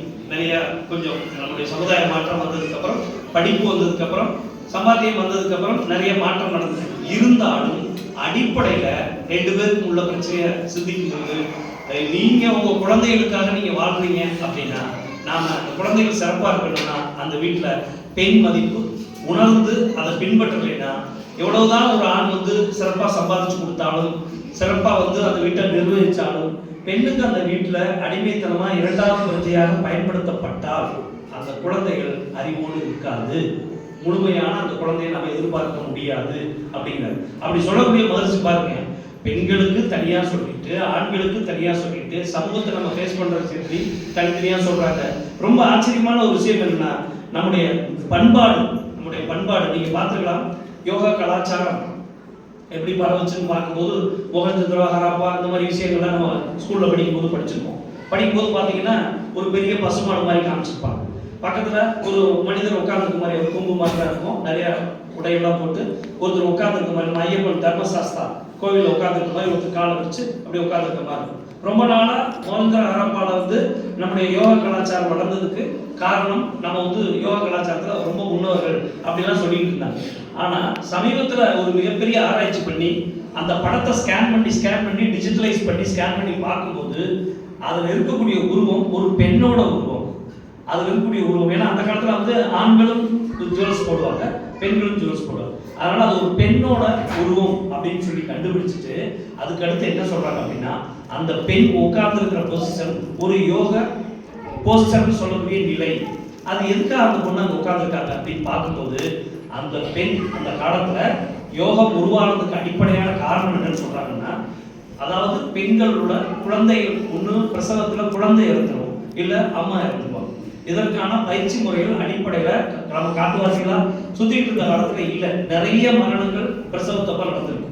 அதனால நம்முடைய முன்னோர்கள் முக்கியமாக சித்தர்கள் என்ன பண்றாங்கன்னா யோகா அப்படிங்கிற ஒரு யோகாங்கிற ஒரு விஷயத்த பெண்களுக்கு பிரசவத்திற்காக உருவான அந்த போஸ்டர் தான் நாம பார்த்துட்டு இருக்க அந்த மோகேந்திர ஹரப்பால இருக்கக்கூடிய அந்த சுவர்ல வரையப்பட்ட செதுக்கப்பட்ட சித்திரம். எதுக்கு அப்படின்னா எந்த ஒரு யோகமும் பெண்கள் மூலமா தான் பரவும், எந்த ஒரு கலாச்சாரமும் பெண்கள் மூலமா தான் பரவும், எந்த ஒரு பண்பாடும் பெண்கள் மூலமா தான் அடுத்த தலைமுறைக்கு மாறும். ஏன் அப்படின்னு சொல்றாருன்னா மகர்ஷி ஆண்களை பொறுத்தளவுக்கு வியாபாரம் தொழில் அப்படிங்கிறதுனால வெளியூர் போவாங்க, வெளிநாடு போவாங்க, எல்லாருக்கும் போவாங்க. அவங்க தன்னுடைய கலாச்சாரத்தை மாத்திக்குவாங்க. நீங்களே பார்க்கலாம், வீடுகள் அதிகமாக வெளியூர் போறவங்கலாம் பார்த்தீங்கன்னா அவங்களோட ட்ரெஸ் முறைகள் எல்லாமே சென்ஸ் எல்லாம் மாறிடும். ஒன்றும் வேண்டாம், ரோட்டரி கிளப்ல லயன்ஸ் கிளப்ல இருக்கவங்களே மாறிடுவாங்க. உங்களுக்கு பார்த்தீங்கன்னா அந்த கோட்டு இதெல்லாம் போடுறது அந்த சிஸ்டம்லாம் மாறுவாங்க. நல்லா நட்ட நடு வெயில்ல டக் பண்ணி இன் பண்ணி வேர்த்து தெரிவாங்க. இதெல்லாம் நடக்கிறது தான். ஏன்னா அந்த கலாச்சாரத்துக்கு இப்போ அடாப்ட் பண்ணி போறேன்னு சொல்லிட்டு நீங்க நடக்கும். ஸோ அப்போ இந்த இடத்துல என்ன மிக முக்கியமான ஒரு விஷயம் என்ன அப்படின்னா நம்முடைய பண்பாட்டு முறைகளை அடுத்த தலைமுறைக்கு கடத்துறதே ஒரு பெண்ணோட அடிப்படையில் இருக்கும்போது அப்போ ஒரு குழந்தையோட அடுத்த தலைமுறையோட ஒழுக்கமோ அவங்களுக்கு இருக்கக்கூடிய பண்பாடோ யார் மூலமா போக முடியும்? வழியே பெண்கள் மூலமா தான் போக முடியும். அந்த பண்பாடும் தலைமுறைக்கு அடுத்த தலைமுறைக்கு பரவுவதற்கு எவ்வளவு முக்கியமான ரோல்கள் வந்துகிட்டே இருப்பாங்க. அதே போல ஒரு உணவு முறைன்னு வரும்போதும் ஒரு பெண்ணிட்டிருந்து தான் உணவு முறை என்பது குழந்தைகளுக்கு போகும். அதை நமக்கு பொதுவாக நம்ம சொல்லுவோம், திருமணமாகி வந்த உடனே நம்ம அந்த வீட்டில் மாப்பிள்ளை வீட்டில் அதாவது கணவர் வீட்டில் என்ன உணவு முறை இருக்கோ அதை நம்ம பின்பற்றுறோம். அது எல்லாத்துக்கும் உள்ளது. ஆனால் உண்மையிலேயே என்ன சொல்றது, அறிவியலை படிக்கிறதுக்கு முந்தி நம்மளால என்ன கலாச்சாரத்தை வச்சிருக்காங்க, 5வது மாதம் அல்லது 7வது மாதம் ஒரு பெண்ணுக்கு அவங்களுக்கு வளகாப்பு போட்டு அவங்க அம்மா வீட்டுக்கு அனுப்பணும்னு சொல்றாங்க. ஏன் நம்ம வீட்லயே எல்லா பிரசவ விஷயம் எல்லாமே இருக்கு, நான் ஏன் எங்க அம்மா வீட்டுக்கு அனுப்பணும்? நமக்கு தெரியல. அனுப்பணும், ஒரு அம்மா கேர் பண்ணிக்கணும். அதை விட நம்ம கேர் பண்ணலாமே, இல்ல அந்த அம்மா வந்து பண்ணாலும் இங்கே வச்சு கூட பண்ணிக்கலாமே, என்ன மாற்றம் இருக்கு அப்படின்னு பார்க்கும்போது நம்முடைய கலாச்சாரத்துல எதுக்கு இந்த பண்பாடு வச்சிருக்காங்கன்னு பார்த்தா, ஒரு தாய் அவங்களுடைய உணவு முறை என்பது அந்த குழந்தைக்கு அந்த தாயோட உணவு முறை தான் போகும். தந்தையோட வீட்டு உணவு முறை அந்த குழந்தையோட வளர்ச்சிக்கு முழு பங்கு கொடுக்காது. இதனாலதான் 7வது மாதம் அந்த பெண் அந்த குழந்தை முழுக்க 6வது மாதம் அந்த குழந்தை திரும்பி வெளியே வர்றதுக்கு திரும்பி தலை திரும்பியது. 7வது மாதம் அந்த குழந்தையோட வளர்ச்சி அந்த வெளியில வரக்கூடிய நிலைக்கு தயாராகும் போது அந்த குழந்தைக்கு சத்துள்ள உணவு வேணும். அது தந்தையோட வீட்டு உணவு முறை செல்லாது. அதை எப்படி சொல்றாங்க அப்படின்னு கேட்டா, சயின்ஸ்ல இப்ப சொல்றாங்க. நம்ம ஆளு அப்போ வளகாப்புங்கிற விஷயத்தை வீட்டுக்கு அனுப்பிச்சு வச்சாங்க. இப்போ சொல்றாங்க சயின்ஸ்ல என்னன்னு கேட்டா, ஆணோட உணவு முறையும் பெண்ணோட உணவு முறையும் ஒவ்வொரு செல்களையும் முடிவு பண்றது அதுல இருக்கக்கூடிய மைட்டோகாண்ட்ரியான்னு சொல்லக்கூடிய ஒரு அமைப்பு. அந்த மைட்டோகாண்ட்ரியாங்கிற அமைப்பு தாய்கிட்ட இருந்து தான் குழந்தைக்கு போகுது இல்லையோ, தந்தைகிட்ட இருந்து வர்றதில்லை. அதனால நம்முடைய வளகாப்புங்கிறத நடத்தி பெண் வீட்டுக்கு அனுப்பிச்சுட்டா அவங்களோட தாய் வீட்டு உணவு முறை அந்த பெண் சாப்பிடும்போது உள்ள இருக்க குழந்தை அற்புதமா வளரும். அது மட்டும் இல்ல, அந்த குழந்தை பிறந்த பிறகும் அந்த குழந்தைக்கான உணவு முறை தாய் வீட்டுல இருந்து வந்துச்சு. தாய் வீட்டுல அதை பண்ணி சாப்பிடும்போது தாயும் நல்லா இருப்பாங்க, நல்லா அதுக்கு அந்த குழந்தைக்கான போஷாக்கான உணவும் அந்த பால் மூலமா கிடைக்கும். அது மட்டும் இல்ல, அந்த குழந்தையும் நல்லா இருக்கும். எப்படி ஒரு சிஸ்டத்தை நம்முடைய பண்பாட்டுல கலாச்சார அடிப்படையில் பண்பாட்டு அடிப்படையில் வச்சிருக்காங்க. ஆனா அதுக்கு பின்னாடி இவ்வளவு பெரிய அறிவியல் மிக சாதாரணமா இருக்கு. அதை நம்ம உணரும் போது ஆச்சரியமாவும் இருக்கு. இப்படி எல்லாம் இருக்கக்கூடியது இருக்குமா அப்படின்னு சொல்லி பாக்குறோம். இந்த விஷயத்துல அதே போல பாருங்க, மகர்ஷி சித்தாள ஆயுர்வேதத்துல டாக்டரேட் வாங்கினால அவங்க சொல்றாங்க, ஒரு பெண் திருமணம் ஆன பிறகு அவளுக்கு முதல்ல ஏற்படக்கூடிய அந்த மாதவிலக்கு நடந்து 3வது நாள் அவ தலைய சீப்ப கொண்டு அதாவது அந்த மாதத்துல அவ கருவுறாள் அப்படின்னு வச்சுக்கோங்க. அந்த மாசத்துல அந்த கருவறக்கூடிய நாள்ல இருக்கக்கூடிய அந்த பீரியட்ஸ் ஆகும்போது அந்த 3வது நாள் தலைய அழுந்த வாரினா கூட கடினமான பொருளை சாப்பிட்டா கூட ரொம்ப நேரம் டிவி பார்த்துட்டு இருந்தா கூட என்ன சொல்றாங்க, தலைய அழுந்த வாரினா குழந்தை முடி இல்லாம வளர்ச்சி இல்லாம பிறக்கும். அதே போல கடினமான பொருள்கள் அந்த சமயத்துல இன்னொரு விஷயம் பாருங்க, அந்த பெண்ணுக்கு பிரெக்னன்சி அந்த மாசம் ஆக போறது கூட தெரியாது. ஆனா திருமணம் ஆன உடனே நடக்கக்கூடிய அந்த பெண் கருவுறக்கூடிய அந்த முதல் அந்த பீரியட்ஸ்ல இருந்து வரக்கூடிய 3வது நாள் இதெல்லாம் நடக்கும்னு சொல்றாங்க. அது மட்டும் இல்ல, அந்த பெண் கண்ணுக்கு மை போடுறத அழுந்த போட்டா கூட கருட பார்வைன்னு சொல்லி இந்த குழந்தைகளுக்கு வரும். எவ்வளவு விஷயங்களை நம்முடைய முன்னோர்கள் சொல்லியிருக்காங்கன்னு சொல்லிட்டு மகர்ஷி ஆயுர்வேதத்துல அதுவும் முக்கியமா இந்த மனவளக்கலை 3ல மகர்ஷி இந்த விஷயங்களை எல்லாம் சிறப்புந்த பெண் மதிப்பில் அதை பேசுறாரு. ஸோ நிறைய சொல்லும்போது நமக்கே ஆச்சரியமா இருக்கு. அவர் சொல்லும் போதே ரொம்ப ரொம்ப முக்கியமான ஒரு விஷயம் சொல்றாரு. என்னன்னா, அந்த சமயத்துல பெண்களோட மனசு சோர்வுற்று இருந்துச்சுன்னா அந்த பெண்ணோட குழந்தைக்கு அது பாதிப்பு ஏற்படுத்தும். அது மட்டும் இல்ல, அந்த பெண் வயிற்றுக்குள்ள குழந்தை இருக்கும்போது அந்த பெண் மீது யாரெல்லாம் துன்பத்தை தர்றாங்களோ அல்லது அந்த பெண்ணே வந்து யார் மேலாம் கோபப்படுறாங்களோ அது பூராமே என்னவாக மாறும் அப்படின்னா, இந்த குழந்தை பிறந்த பிறகு அந்த குழந்தையை யார் தொட்டாலும் அந்த குழந்தை பார்த்தீங்கன்னா இந்த வெறுப்பு, இந்த எதிர்மனம் இருக்க தொட்டாங்கன்னா உடனடியாக அந்த குழந்தை அழுகும். சில சமயம் யூரின் போகும், சில சமயம் மோசம் போகும். ஆனால் என்ன சொல்லுவாங்க நம்ம ஆளுங்க, வாசம் உச்சத்தில் இருக்கிறதுனால தான் என்கிட்ட வந்தோடனே யூரின் போகுதுன்னு சொல்லுவாங்க. அப்போ இதுல இருந்து என்ன சொல்றாங்கன்னா, வயிற்றுக்குள்ள அந்த குழந்தை இருக்கும் போதே இன்னும் முழுசா உடல் வளர்ச்சி பெறலைனாலும் அந்த உடம்புல இருக்கக்கூடிய அந்த பௌதிக தன்மை வெளியில அந்த தாய் வெறுப்புறும் போது, கோபம் வரும்போது அந்த தாயை துன்பப்படுத்தக்கூடிய அந்த நபர்களோட அந்த தன்மை பூராமே இந்த அம்மா மனதின் மூலமாக, ஜீவகாந்தத்தின் மூலமாக உள்ள வளரக்கூடிய குழந்தையோட உடம்புல பதியுது. அதனால அந்த குழந்தைய யாரெல்லாம் வெளியே வந்தோடனே தூக்குனாங்கன்னா, அது அமைதியா இருந்துச்சுன்னா அவர்களுக்குமான உறவு நார்மலா இருக்கு. இல்ல அந்த குழந்தைய தொடும் போதோ அல்லது தூக்கி வைக்கும் போதோ என்ன செய்யுது பாத்தீங்கன்னா, அது அழுகுது, இந்த மாதிரி யூரின் போகுது, மோசம் போகுதுனாலே நாம வேற எதுவும் வெளியெல்லாம் தேட வேண்டியதில்லை. இந்த 2 பேரும் எப்படிப்பட்ட சண்டைக்காரங்க அப்படிங்கிறது நமக்கே புரிஞ்சிடும். ஸோ அந்த வகையில பார்க்கும்போது பெண்களுக்கு மகிழ்ச்சி கொடுக்கக்கூடிய பயிற்சிகள், சப்ஜெக்ட் பெண்கிறதுனால மட்டும் இல்லை, பெண்களுக்கு மகிழ்ச்சி கொடுக்கக்கூடிய பயிற்சிகளை பற்றி சொல்லும்போது அவர் சொல்றாரு, கருவுற்ற 2வது மாதத்திலிருந்து நம்ம பயிற்சிகளை, உடற்பயிற்சி, ஒரு சில பயிற்சிகளை தவிர மீதி எல்லா பயிற்சிகளும் செய்யலாம். உங்களுக்கு தெரியும், குப்புறப்படுத்த பண்ணக்கூடிய பயிற்சிகள், மூச்சு பயிற்சிகளையும், தசைநார் மூச்சு பயிற்சி, அந்த ஒரு பயிற்சியை மட்டும் விட்டுட்டு குப்புறப்படுத்த பண்ணக்கூடிய மகாராசனம் இதை விட்டுட்டு பண்ணலாம். 1. 2வது இன்னொரு விஷயம் என்னன்னா, ஒரு பெண் கருவுற்ற 2வது மாசத்துல இருந்து அசுனி முத்திரை தொடர்ந்து போட்டுட்டு இருந்தா 99% கட்டாயமா அவங்களுக்கு வந்து நிச்சயமா இயற்கை பிரசவம் தான் நடக்கும். இதையும் மகிழ்ச்சி சொல்றாங்க. அதற்கு பிறகு அந்த பெண் வந்து உங்களுக்கு வேற ஏதாவது இஷ்யூஸ் இருக்கு, உடல் நலத்துல இஷ்யூ இருக்கு அப்படின்னா 14 வயதுல இருந்து அவங்களுக்கு மான் பயிற்சியும் காயல்பு பயிற்சியும் சேர்த்து கொடுத்தா கட்டாயமா அவங்களுக்கான அந்த இரகுலர் விஷயத்துல இருந்து நிறைய விஷயங்கள் வந்து சரியாகும் சொல்லக்கூடிய விஷயத்துல மகிழ்ச்சி வந்து அந்த அஸ்வினி முத்திரை மட்டும் இல்ல, மான் பயிற்சி மட்டும் இல்ல, இந்த 2லையுமே கிளியர் ஆயிடும். திருமணம் ஆன பிறகு அவங்களுக்கு குழந்தை பிறந்து அவங்களுக்கு தைராய்டு இஷ்யூ, ஹைப்போதைராய்டு, இந்த மாதிரி உடல் அதிகமாக உண்டாகிறதோ ஒல்லியாகிறதோ இருந்துச்சு அப்படின்னா அதற்கு மான் பயிற்சின்னு ஒரு பயிற்சி மகிழ்ச்சி சொல்லியிருக்காங்க. இத்தனையும் பெண்கள் நலமாக இருந்தால் மட்டும்தான் அந்த குடும்பத்துல அடுத்த தலைமுறை மட்டும் இல்ல, அவங்களுடைய குழந்தைகளும் அவங்க குடும்பமும் பார்த்தீங்கன்னா நிச்சயமா நல்லா இருக்குன்னு சொல்ற மகரிஷி அடுத்த கட்டம் ஒரு சீரியஸான கட்டத்துக்கு வர்றாரு. வாழ்க்கை துணை நலம் அப்படின்னு வர்றாரு. வாழ்க்கை துணை நலத்துல என்ன சொல்ல வர்றாரு அப்படின்னு பார்த்தா ரொம்ப ரொம்ப ரொம்ப நுணுக்கமானது. பல பேராசிரியர்கள் கூட கொஞ்சம் துணிஞ்சு பேசுறதுக்கு பயப்படுறாங்க. ஆனா சப்ஜெக்ட் அப்படிப்பட்டது, வேற வழி இல்லை, நம்ம சொல்லியே ஆகணும். என்ன சொல்றாரு, திருமணம் ஆன பிறகு கணவனுக்கோ மனைவிக்கோ வரக்கூடிய ஒற்றை தலைவலி எதனால வருது அப்படின்னா, ஒருத்தர் ஏற்படக்கூடிய மிஸ் அண்டர்ஸ்டாண்டிங், அதாவது ஒருத்தருக்கு ஒருத்தர் கொடுக்கக்கூடிய துன்பம் அப்படிங்கிறது. அதாவது இப்போ நான் என்னுடைய மனைவிக்கு கொடுக்குறேன், துன்பம் கொடுக்குறேன்னா அவளுடைய சாப அடை எனக்கு தலைவலியை உருவாக்கும். அதே போல எனக்கு அவங்க கொடுத்தாங்க அப்படின்னா இது மாதிரி தலைவலியை அவங்களுக்கு உருவாக்கும். இது தலைவலியில தொடங்குது. மறுச்சு என்ன சொல்றாரு, அவர்களுக்கு நடக்கக்கூடிய அவமதிப்புங்க. இது என்ன புரியுதுங்களா? ஒருத்தர் என்ன பண்றது அப்படின்னா டீக்ரேட் பண்ணிக்கிறது, ஒருத்தர் தாழ்த்தி பேசுறது.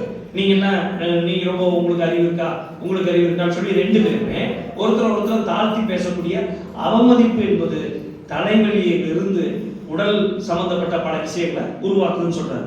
அதே மகரிஷி என்ன சொல்றாங்க அப்படின்னா, ஒருத்தர் சபிக்க தொடங்கிட்டீங்கன்னா, ஒருத்தர் திட்ட தொடங்கிட்டீங்க, ஒருத்தர் நீங்க சபிக்கும் போது என்ன நடக்குது அப்படின்னா, அழுத்தமான சபித்தல் என்பது அந்த வேதனையை அதிகப்படுத்தும் போது அதோட பிரதிபலிப்பு என்னன்னு கேட்டா, நிச்சயமா யார் அந்த அழுத்தமான பாதிப்பை ஏற்படுத்துறாங்களோ அவர்களுக்கு நடக்கக்கூடிய விபத்து. ஒற்றை தலைவலிருந்து ஆரம்பிச்சு விபத்துங்கிற அந்த விபத்தையும் எக்ஸாக்டா டைம் சொல்றாரு, எப்படி நடக்கும் அப்படின்னு. வீட்டிலிருந்து கிளம்பிய 10வது நிமிடத்துக்குள்ள நடக்கக்கூடிய அத்தனை விபத்துமே கணவனோ மனைவியோ ஒருத்தர் சபித்து கொள்ளும் போது நடக்கக்கூடியது. என்னடா சிறப்பு இந்த பெண்கள் இப்போ வந்து சொல்லி பயன்படுத்துறேன்னு நினைக்காங்க. அவர் இதெல்லாம் நம்ம வந்து கவனிக்கிறது இல்லை. ஒரு வீட்டுல ஒரு மனைவியோ கணவனோ வருந்தி ஏதோ நம்ம ஒரு ஒப்பந்தத்துல மாட்டிக்கிட்டோம், நம்ம 2 பேரும் திருமணம் பண்ணியிருக்கோம் அப்படின்னு நினைச்சுக்கிட்டு 2 பேரும் வாழும்போது இவ்வளவு விஷயங்கள் நடக்குது. ஒரு தாய் கூட தன்னுடைய குழந்தையை சபிச்சுட்டா அப்படின்னா அது கூட முழுசா நடக்காது. கேமரா உங்களுக்கு தெரியும், ஒரு தாய் என்பது இறைவனுக்கு சமம், அது வந்து முழுசா கூட நடக்காது. ஆனா ஒரு பெண் உடலாலும் உயிராலும் மனதாலும் இணைந்து வாழக்கூடிய ஒரு பெண் அவங்க சபிக்கக்கூடிய சபித்தலோ இல்லது ஆணை அவங்க வருத்தி ஆணுக்கு வரக்கூடிய அந்த விஷயமோ என்ன செய்யணும்னா கட்டாயமா ஒற்றை தலைவலில் இருந்து தொடங்கி அவர் என்ன சொல்றாரு, பலவிதமான நோய்கள், ஏதாவது நீ தீர்க்க முடியாத நோய்கள் வரைக்கும் ஏற்படுத்தும். அதிகபட்சமாக அந்த விபத்து அவர்களுக்கு அவங்க குடும்பத்தில் நடக்கூடிய விபத்து அப்படிங்கிறதையும் முடிவு பண்ணிட்டு அடுத்து உங்களுக்கு சொல்லக்கூடிய அஸ்ட்ராலஜி, அதாவது ஜோதிடத்துல ஒரு தன்மை உண்டு. என்னன்னு கேட்டீங்கன்னா ஒரு பெண்ணோட ஜாதகத்தில் இருக்கக்கூடிய அவங்களோட உடல் நோய்களுக்கு அதாவது ஆணை அவங்க பெண் வருத்தும் போது அவங்களுக்கு தொடர்ந்து நோய்கள் வரும்னு சொல்றாங்க. அதே ஆண் வந்து ஒரு பெண்ணை வருத்தும் போது அவனுடைய பிராரப்த கர்மம், அதாவது அவனுடைய தலைவிதி அவனுக்கு வந்து 80 வருஷம் 100 வருஷம் வாழ்றதா இருந்தாலும் தான் வீட்டில் இருக்கக்கூடிய மனைவியை வாழ்க்கை துணையை துன்புறுத்தும் போது அவருடைய ஆயுள் பரிவர்த்தனைங்கிறது மாறும். அதாவது பிறப்புல தலைவிதியில இருக்கக்கூடிய ஆயுசு கூட ஒரு பெண்ணை வருத்தும் போது அது மாறும்னா குறையும் அப்படிங்கிறது. அதனாலதான் உங்களுக்கே தெரியும் மாங்கல்ய நோக்குன்னு சொல்லக்கூடிய விஷயத்த பெண்களுக்கு கொடுத்துருக்காங்க.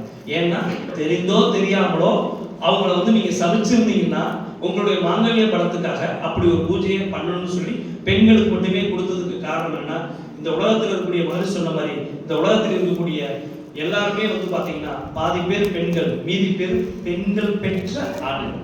அப்போ யார் இதுல முதல் பிரச்சை? இந்த முதல் பிரச்சைன்னு வரும்போது ஒரு பெண் இல்லாம நாங்க யாரும் வந்திருக்கவே முடியாது. அப்ப முதல் பிரச்சைன்னு வரும்போது அது சமூகத்திலேயோ வீட்டிலேயோ எங்க வேணாலும் முக்கியத்துவம் கொடுக்காம இருக்கலாம். ஆனா ஒவ்வொரு வீட்லயும் பாருங்க, தாய்க்கும் இருக்கக்கூடிய மரியாதையும் மகளுக்கு இருக்கிற மரியாதையும் மனைவிக்கு இருக்கிறது. என்ன காரணம் எல்லாத்துக்குமே தெரியும். ஏன்னா அவர்களுக்கு ஒவ்வொருத்தருக்கும் இருக்கக்கூடிய அபிமானம். மனுஷன் சொல்றாரு உலகம் முழுவதும் தான் நடக்குது அப்படிங்கிறார். ஆனா இப்போ மாறக்கூடிய சூழ்நிலையில நாம கொஞ்சம் புரிஞ்சுக்கணும். நம்ம ஒரு சைக்காலஜிக்கலா பார்த்தாலுமே இல்ல வந்து நாம பொதுவா ஒரு லாஜிக்கா பார்த்தாலுமே 2 பேரும் சரியான அறிவுலையோ பொருத்தமான உணர்வுலையோ உறவுகளையோ இல்லை அப்படின்னா வெறும் கட்டாயத்திற்கு பேர்ல நம்ம இருந்தோம்னா கட்டாயமா நம்முடைய குழந்தைகள் நாம எதிர்பார்க்கிற மாதிரி அறிவுள்ள குழந்தைகளாக திறமையுள்ள குழந்தைகளாக பிறக்க வாய்ப்பே இல்லைங்க. ஸோ அதனால நாம என்ன ரொம்ப கவனிக்க வேண்டியது இருக்குன்னா, நாம மறு சொல்றாரு உலகத்திலேயே மிகச்சிறந்த நட்பாக வாழ்க்கை துணை இருக்கணும். அது எவ்வளவு தூரம் சாத்தியங்கிறது அவங்களுக்கு தான் தெரியும். 2 பேரும் எப்படி இருக்கிறோம் நம்ம இன்னைக்கு அது சாத்தியமானு கேட்டா சாத்தியம்ங்கிறத மகிழ்ச்சி சொன்னதுனாலதான் அவர் என்ன சொல்றாரு, ஒரு குடும்பம் 2 குடும்பம் இல்லை, நான் 1000 குடும்பங்களுக்கு மேல நான் பார்த்திருக்கேன். ஏன்னா அவர் வந்து மகிழ்ச்சி வந்து 1945க்கு முன்னாடி 2ஆம் உலக போருக்கு முன்னாடி மகிழ்ச்சி வந்து நம்முடைய மிக முக்கியமா திருப்பூருக்கு சொந்தமான டையிங் விஷயத்துல மகிழ்ச்சி வந்து வேதாத்திரிய பச்சைன்னு சொல்லக்கூடிய ஒரு கைலி ஏற்றுமதி மகிழ்ச்சி பண்ணிட்டு இருந்தாங்க. மிகப்பெரியதான் 45க்கு முன்னாடியெல்லாம் மகிழ்ச்சியோட ஒரு மாத வருமானம் 1,10,000 ரூபாய்க்கு மேல இருக்கு. கொஞ்சம் யோசிச்சு பாருங்க. 1945ல அவரோட வருமானம் எப்படி இருந்துச்சுன்னா எவ்வளவு பெரிய ஒரு கோடீஸ்வரராக இருந்திருக்காருன்னு பாருங்க. அந்த அளவுக்கு அவர் சம்பாதிச்சார். அதனால வந்து பல குடும்பங்களை அவர் நிர்வாகம் பண்ணும்போது பல விஷயங்களை அவர் பார்த்திருக்காரு. ஸோ குடும்பங்களுக்குள்ள குழப்பம் வருவதற்கு காரணம் எத்தனை பேர் வெளியில இருந்தாலும் அந்த வீட்டோட பெண்ணோட சிறப்பு புரியல. ஏன்னா யோசிச்சு பாருங்க, உண்ணக்கூடிய உணவு மனைவிட்டு இருந்தான், அடுத்து என்னுடைய தலைமுறையை பெற்றுத்தரக்கூடிய கடமை பெண்ணுக்கு தான், அதை வளர்க்கக்கூடிய கடமை பெண்ணுக்கு தான். அதனாலதான் வாழ்க்கை துணையை வாழ்த்துறத தியானம் முடிஞ்சோடனே மறைச்சு வச்சிருக்காங்க. ஸோ இந்த விஷயத்துல நம்ம ஒரு முக்கியமான கவனிக்க வேண்டிய ஒரு விஷயம் என்னன்னா, நம்முடைய பெண்ணுடைய சிறப்பை உணர்றதுக்கு நம்ம தாயே போதும், வேற யாரையும் சொல்ல வேண்டியதில்லை. ஆனா மகிழ்ச்சி ஒரு விஷயம் சொல்லுவாரு, இது பெண்களுக்கு கண்டிக்கக்கூடிய 2 விஷயம் சொல்லுவாங்க. ஒண்ணு வந்து குடும்ப வருமானத்திற்கு தகுந்த மாதிரி தன்னுடைய வாழ்க்கையை குடும்பத்தை நடத்துறது, இது ஒரு கடமை சொல்லுவார். இன்னொன்னு என்ன செய்வாரு, ஒவ்வொரு பெண்ணுமே தன்னுடைய மருமகளை மருமகளாக நினைக்க சொல்வார். இது எங்க நடக்குதுங்கிறது உங்களுக்கு தெரியும். இந்த உலகம் பூராமே இந்த பிரச்சனை மட்டும் சரியா இருந்துச்சுன்னா நிறைய ஆண்கள் நிம்மதியா இருப்பாங்க. நம்ம ஒரு முக்கியமான கடைக்கு போகவே மாட்டாங்கன்னு நான் நினைக்கிறேன். ஓகேங்களா? ஸோ ஏன் அப்படின்னா இந்த குடும்பத்தில் இருக்கக்கூடிய இஷ்யூ வந்து ஆண்களுக்கு பல விஷயங்களை சொல்ல தெரியாது. பெண்கள் மாதிரி ஒரு சொல்லுவாங்க, அதுக்கு சாண்டி சொல்லுவாங்க, ஒரு பெண்ணுக்கு சண்டை வந்துச்சுன்னா பார்வையிலேயே சண்டை போட்டுப்பாங்க. ஆண்களுக்கு சண்டை வந்துச்சுன்னா பொருள் எடுப்பாங்க, அடிச்சுப்பாங்க. ஆனா ஒரு பெண்ணும் மாமியாரும் மருமகளும் கண்ணிலேயே சண்டை போட்டுப்பாங்க. உன்னை பத்தி எனக்கு தெரியாத கண்ணிலேயே பேசிக்குவோம். இதெல்லாம் நடக்குது. அதனால வந்து நம்ம பொறுத்தளவுக்கு ரொம்ப முக்கியமா பெண்களை நாம மதிக்கல அப்படின்னா, எந்த தாயா இருந்தாலும் சரி, தாரமா இருந்தாலும் சரி, குழந்தையா இருந்தாலும் சரி, இந்த மூணும் ஒவ்வொருத்தர் வாழ்க்கையிலும் ஏதாவது ஒரு வகையில எல்லாரும் சந்திக்கிறாங்க. ஆனா அந்த சிறப்பு, அவருடைய சிறப்பு என்னன்னு கேட்டா மகன் சொல்றாரு, அவருடைய சிறப்பு என்ன அப்படின்னா ஒன்னே ஒண்ணுதான். அவர் சொல்லும் போதே முதல்ல சொல்றாரு, 2 பேரும் ஒருத்தருக்கு ஒருத்தர் சமமானவர்கள் இல்லை. முதல் விஷயம் 2 பேரும் ஒருத்தருக்கு ஒருத்தர் சமமானவர்கள் இல்லை. அடுத்து வந்து என்னன்னு கேட்டீங்கன்னா 2 பேருக்கும் ஒருத்தர் உயர்வும் இல்லை. ஆண்கள் நிம்மதியா இருக்கலாம், ஒன்றும் பிரச்சனை இல்லை. ஓகேங்களா? ஏன்னா அவர் ஏதாவது சொல்லிடுவாரோன்னு ஒரு பயம் எல்லாத்துக்குமே இருக்கு. மனசு உயர்த்தி பிடிக்கிறாரோ, பெண்களை உயர்த்தி பேசுறாரோ அப்படின்னு பல பேர் வந்து என்ன செய்யறாங்கன்னா இந்த சப்ஜெக்ட பேசும்போதே அதாவது ஜென்ஸை வந்து பேசுறது தயங்குறாங்க. நியாயமா பார்த்தா இது ஒரு பெண் பேசக்கூடாது இந்த தலைப்பை. அதனால பயன்பெற்றேன் நான், என்னுடைய தாயாலும் என்னுடைய மனைவியாலும் என்னோட கூட பிறந்த சகோதரிகளாலும் நான் பயன்பெற்றிருக்கேன். அல்லது அந்த உணர்வு எனக்கு ஒரு 40-50 வயசுக்கு மேலேயாவது அட்லீஸ்ட் வந்தா தான் அந்த விஷயத்தை பேசுறதுக்குரிய தகுதி கட்டாயமா வேணும். அந்த வகையில பார்க்கும்போது சமம், உயர்வு எதுவும் இல்லை, தாழ்வும் இல்லை. இந்த மூணுமே கண்டிஷன் சொல்றேன். உயர்வும் இல்லை, தாழ்வும் இல்லை, சமமும் இல்லை அப்படின்னு சொல்லிட்டு ஒரே ஒரு விஷயத்துல எக்ஸம்ஷன் கொடுக்கல. என்ன அப்படின்னா ஒரே ஒரு சிறப்பு பெண்ணுக்கு இருக்கு. என்ன சிறப்பு? எல்லாத்துக்கும் தெரியும். என்ன சிறப்பு? இயற்கை தன்னுடைய வேலையை பெண்கிட்ட கொடுத்து, ஓகேங்களா, குழந்தைகளை உருவாக்கக்கூடிய அந்த ஒரு அற்புதமான விஷயத்தை கொடுத்துருக்கு. அதனால மகரிஷி என்ன சொல்றாரு, இந்த சிறப்பு தான் பெண்களை வேறுபடுத்தி காட்டும். இந்த சிறப்பை உணர்ந்துக்க, நீ ஒரு தாயோட வயிற்றுல இருந்து தான் பிறந்திருக்க, அதை மறக்காத. உன்னை நம்பி வந்திருக்கக்கூடிய ஒரு பெண்ணையும் நீ கொஞ்சம் மதிக்க கற்றுக்கொள்ள அப்படின்னு சொன்ன மகரிஷி இன்னொரு விஷயம் சொல்றாரு. பெண்களோட உரிமையும் விடுதலையும் ஆண்கள்கிட்ட மட்டும் இல்லை. உங்களுக்கே தெரியும், பல வீடுகள்ல சண்டை நடக்கிறது மாமனாருடைய மாமியாருடைய. உங்களுக்கே தெரியும் என்ன பிரச்சனை. அப்போ அதுதான் சொல்றாரு, வரக்கூடியவளை மருமகளாகவும் இந்த இருக்கக்கூடிய அந்த மாமியாரை இன்னொரு தாயாகவும் நினைச்சிட்டா அந்த பிரச்சனையே வராது. ஆனா அதற்கு பல காரணங்கள் இருக்கு. அதுக்கு வந்து அடிப்படையா இருக்கக்கூடியது நிச்சயமா கணவன் கையில தான் இருக்கு. அதான் சொல்லுவாங்க என்னன்னா, ஒரு கேப்டன் ஆஃப் த ஷிப் அப்படின்னு சொல்லக்கூடிய ஒரு கப்பலோட தலைவன் மாதிரி இருக்கணும். தாயையும் நிர்வகிக்க தெரியணும், இங்க மனைவியும் நிர்வகிக்க தெரிஞ்சவன் தான் கல்யாணம் பண்ணணும்னு சொல்றாங்க. அப்படின்னு விபத்துக்கு ஆகாம போயிருக்கு. கொஞ்சம் யோசிச்சு பார்க்க வேண்டியதா இருக்கு. என்னதான் செய்யறது? இந்த 2 பேர்த்தையும் நிர்வகிக்க தெரியாத திருமணம் பண்றதுனாலதான் இதுல சென்டிமெண்டலா அம்மா கிட்ட மாட்டிக்கிட்டாங்க சில பேர் மனைவி கிட்ட மாட்டிக்கிறாங்க. இந்த 2 பக்கமும் பதில் சொல்ல தெரியாம வேகமா கடை பக்கம் போயிடுறாங்க, இல்லைன்னா டூர் போயிடுறாங்க, இல்லைன்னா தாய்லாந்து போயிடுறாங்க. ஸோ அதனால வந்து நம்முடைய முதலாளிமார்கள் எதுக்கு தாய்லாந்து போறாங்கன்னா கோவில் சாமி கும்பிட்றதுக்கு நீங்க நினைச்சுங்க, நான் போய் சொல்ல விரும்பல. ஸோ மகரிஷியை பொறுத்த அளவுக்கு மிக முக்கியமான ஒரு விஷயங்களை சொல்லும் போது ரொம்ப நான் அந்த உலக நாடுகள் பூரா சுற்றின பிறகும் எனக்கு வந்து என்ன தெரிஞ்சது அப்படின்னா, எங்குமே வந்து உங்களுக்கே தெரியும், 59 வயதுல தந்தைக்கு வந்து ஒரு கோவிலை கூட்டிட்டு போய் திருக்கடையோட கூட்டிட்டு போய் அவரோட ஆயுள் இன்னும் கூடணும் அப்படின்னு வேண்டிக்கிறாங்க.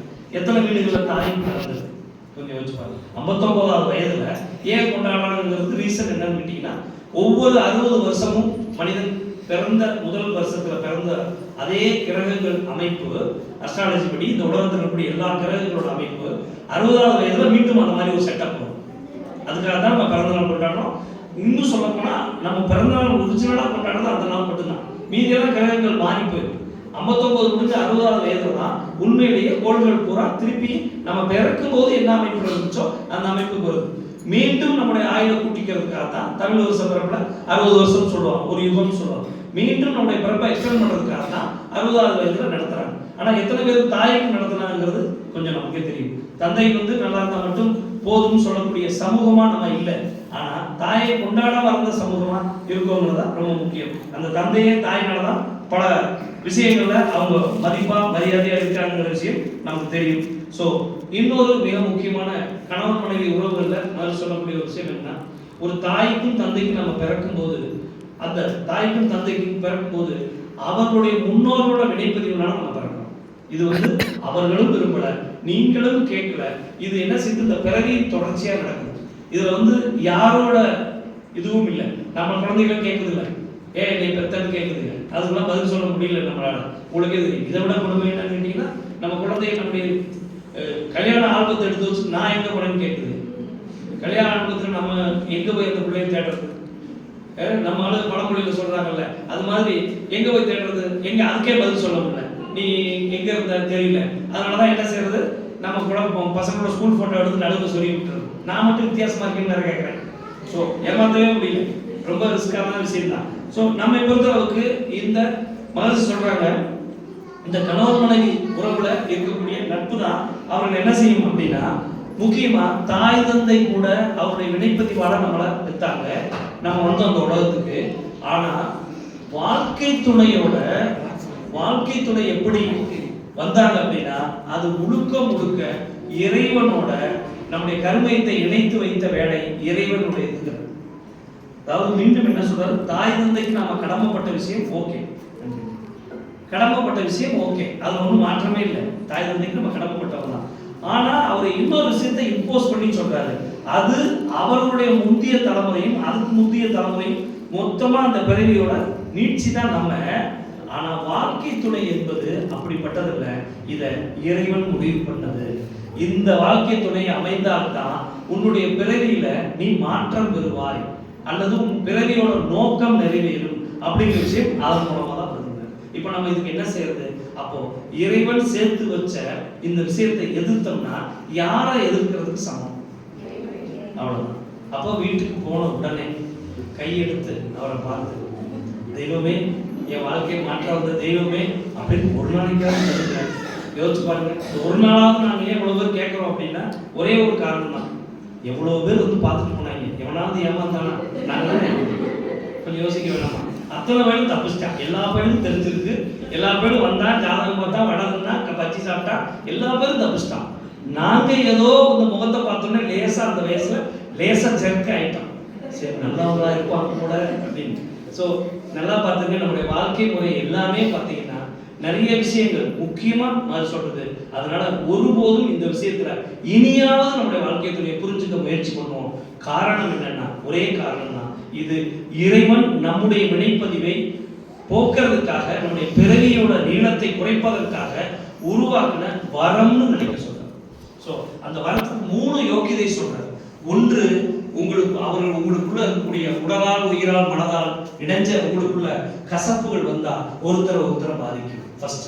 செகண்ட், அவர் என்ன சொல்றாரு, 2 பேருக்கு இருக்கக்கூடிய நட்பு அந்யோன்யம்ங்கிறது ஒரு கோட்டை மாதிரி இருக்கணும், ஒரு கோட்டை மாதிரி இருக்கணும். அதாவது யார் ஒருத்தர் உங்க தாயே சொன்னா கூட, உங்களுடைய தாயே அதாவது மாமியார் சொன்னாலும் சரி, இங்க யார் சொன்னாலும் சரி, வாழ்றது நீங்க 2 பேர்.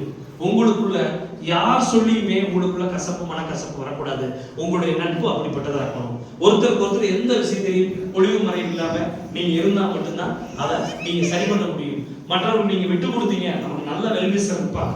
நம்ம தாய் நம்மளை 27 வருஷம் 25 வருஷம் வளர்த்தவங்களா இருக்கலாம், தப்பு கிடையாது. அது அவங்க மேல உள்ள நம்ம மேல உள்ள அக்கறை, அதுல எந்த தவறும் இல்லை. அக்கறையில தான் சொல்லுவாங்க, இல்லைன்னு சொல்றேன். ஆனா தாரம் என்பது என்னுடைய வினைப்பதிவு, தாய் தந்தை கொடுத்த வினைப்பதிவை போக்குறதுக்காக இறைவன் உருவாக்கி கொடுத்த ஒரு உயிர்.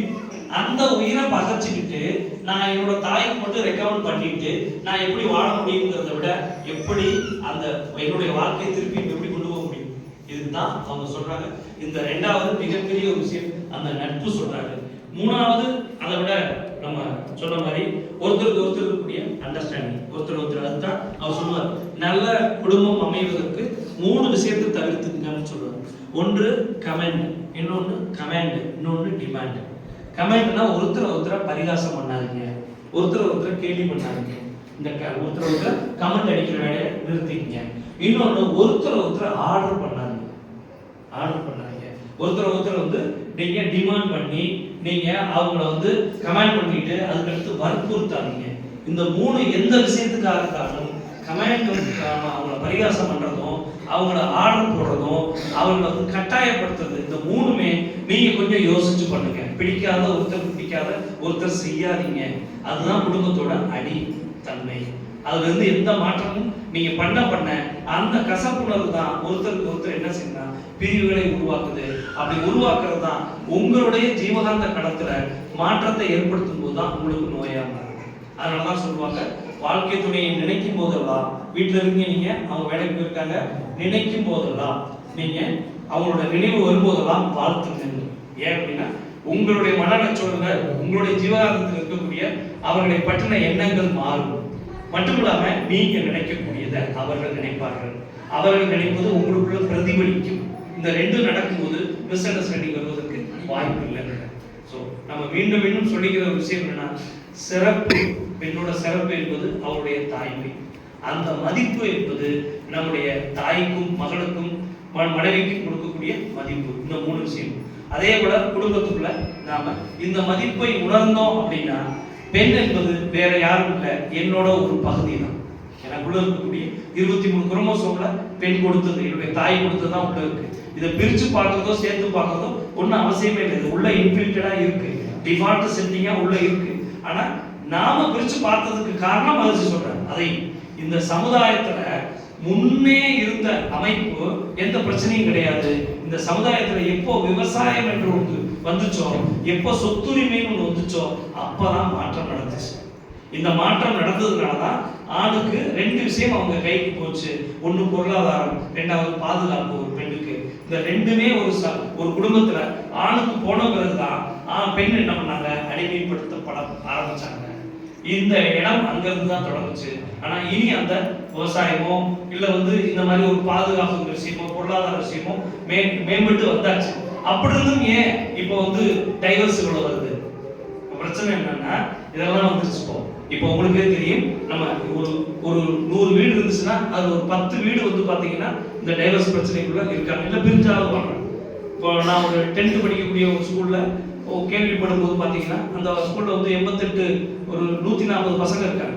140 பசங்கள்ல கொஞ்சம் அந்த பசங்களுக்கு படிப்பு சரியா வரல, அல்லது சண்டை போடுறாங்க, பக்கத்துல இருக்க கூட பேட் ஹேபிட் இருக்கு அப்படின்னு அவங்க கொஞ்சம் ஆராய்ச்சி பண்ணி பார்க்கும்போது அவங்க யாருன்னு இருக்காங்கன்னு பாத்தீங்கன்னா, அந்த 5 பேர் அதை பாக்குறாங்க. அந்த 5 பேருமே சிங்கிள் பேரண்ட், தாய்கிட்ட அல்லது தந்தைகிட்ட வளரணும். இவங்க 2 பேருமே டைவர்ஸ் பண்ணாம பிரிஞ்சு வாழணும். டைவர்ஸ் பண்றது வேற விஷயம். டைவர்ஸ் பண்ணாம பிரிஞ்சு வாழக்கூடிய இந்த 2 பேருக்கு உள்ள குழந்தைகள் பாத்தீங்கன்னா, இந்த தாயோ தந்தையோ அவருடைய அந்த ஃபுல்ஃபில் ஆகாதனால அந்த குழந்தைகள் பாத்தீங்கன்னா அந்த ஸ்கூலுக்குள்ள பல பிரச்சனைகளை உருவாக்குறாங்க. அதே போல உங்களுக்கு தெரியும், இப்ப நான் சொல்ல வேண்டியது இல்லை, நிறைய நாடகங்கள் பாக்குறீங்க, பத்திரிகை படிக்கிறீங்க. பிரிந்து வாழக்கூடிய ஆணோ பெண்ணோ அடுத்த குடும்பத்துக்கு பல பிரச்சனைகள் தராங்க. இன்னைக்கு சமூகத்துல இதை தொடர்ந்து நம்ம பார்த்துட்டே இருக்கோம். ஒரு குடும்பம் இருக்கவங்க இன்னொரு குடும்பத்துக்கு ஒரு பிரச்சனை ஒரு வேளை வந்தா கூட, ஒரு இல்லீகல் கான்டாக்ட்ல வந்தா கூட அது சரியாயிடும். ஆனா அந்த பிரிந்து வாழ்றவங்க என்ன செய்யறாங்கன்னா, அடுத்த குடும்பத்துக்கு ஏதாவது ஒரு விதத்துல துன்பத்தை தராங்க. அது நான் சொல்லவே வேண்டியதில்லை. இவ்வளவு நாடகம் நீங்க பாக்குறீங்க, எல்லா நாடகத்திலையும் கருப்பொருள் சொல்லக்கூடிய கண்டென்ட் அதான் தான் உங்களுக்கே தெரியும். ஸோ அந்த வகையில மகிழ்ச்சி சொல்றாங்க, வாழ்க்கை துணை என்பது இறைவன் நம்முடைய பிறவியின் நோக்கத்தை நமக்கு சரி பண்ணக்கூடிய ஒரு தோணி மாதிரி. அந்த தோணியை நம்ம பகைச்சுக்கிட்டோம் அப்படின்னா நம்முடைய ஆயுள் மட்டும் கூடாது, நம்முடைய வாழ்க்கையை நோக்கமே தப்பாகும். அந்த விஷயத்தை சொல்றாங்க.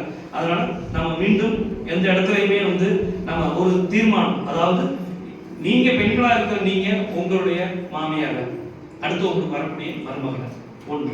அதே போல ஆண்களா இருக்கிறவங்க நம்முடைய மனைவியா இருக்கட்டும், அவர்களுடைய உறவுகள் வரக்கூடிய பெண்களா இருக்கட்டும், அவர்களை மதிப்போம்னு சொல்லி நாம் என்ன செய்யறோம், ஒண்ணு எந்த ஒரு வெறுப்பையும் மனசை வச்சுட்டு இந்த முடிவு எடுக்க வேண்டாம். நீங்க ஒரு நன்றி உணர்வோடு உங்க மனசை மட்டும் இதை ஏத்துக்கீங்க.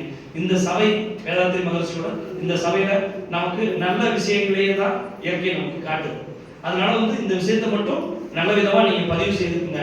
நிறைய பேருக்கு தெரியும், நிறைய பேருக்கு பாத்தீங்கன்னா நம்ம இந்த விஷயத்தெல்லாம் சொன்னோம்னா, சார் என்னோட வீட்டுல வாழ்ந்து பாத்தீங்கன்னா உங்களுக்கு தெரியும் தான் சொல்லுவோம்.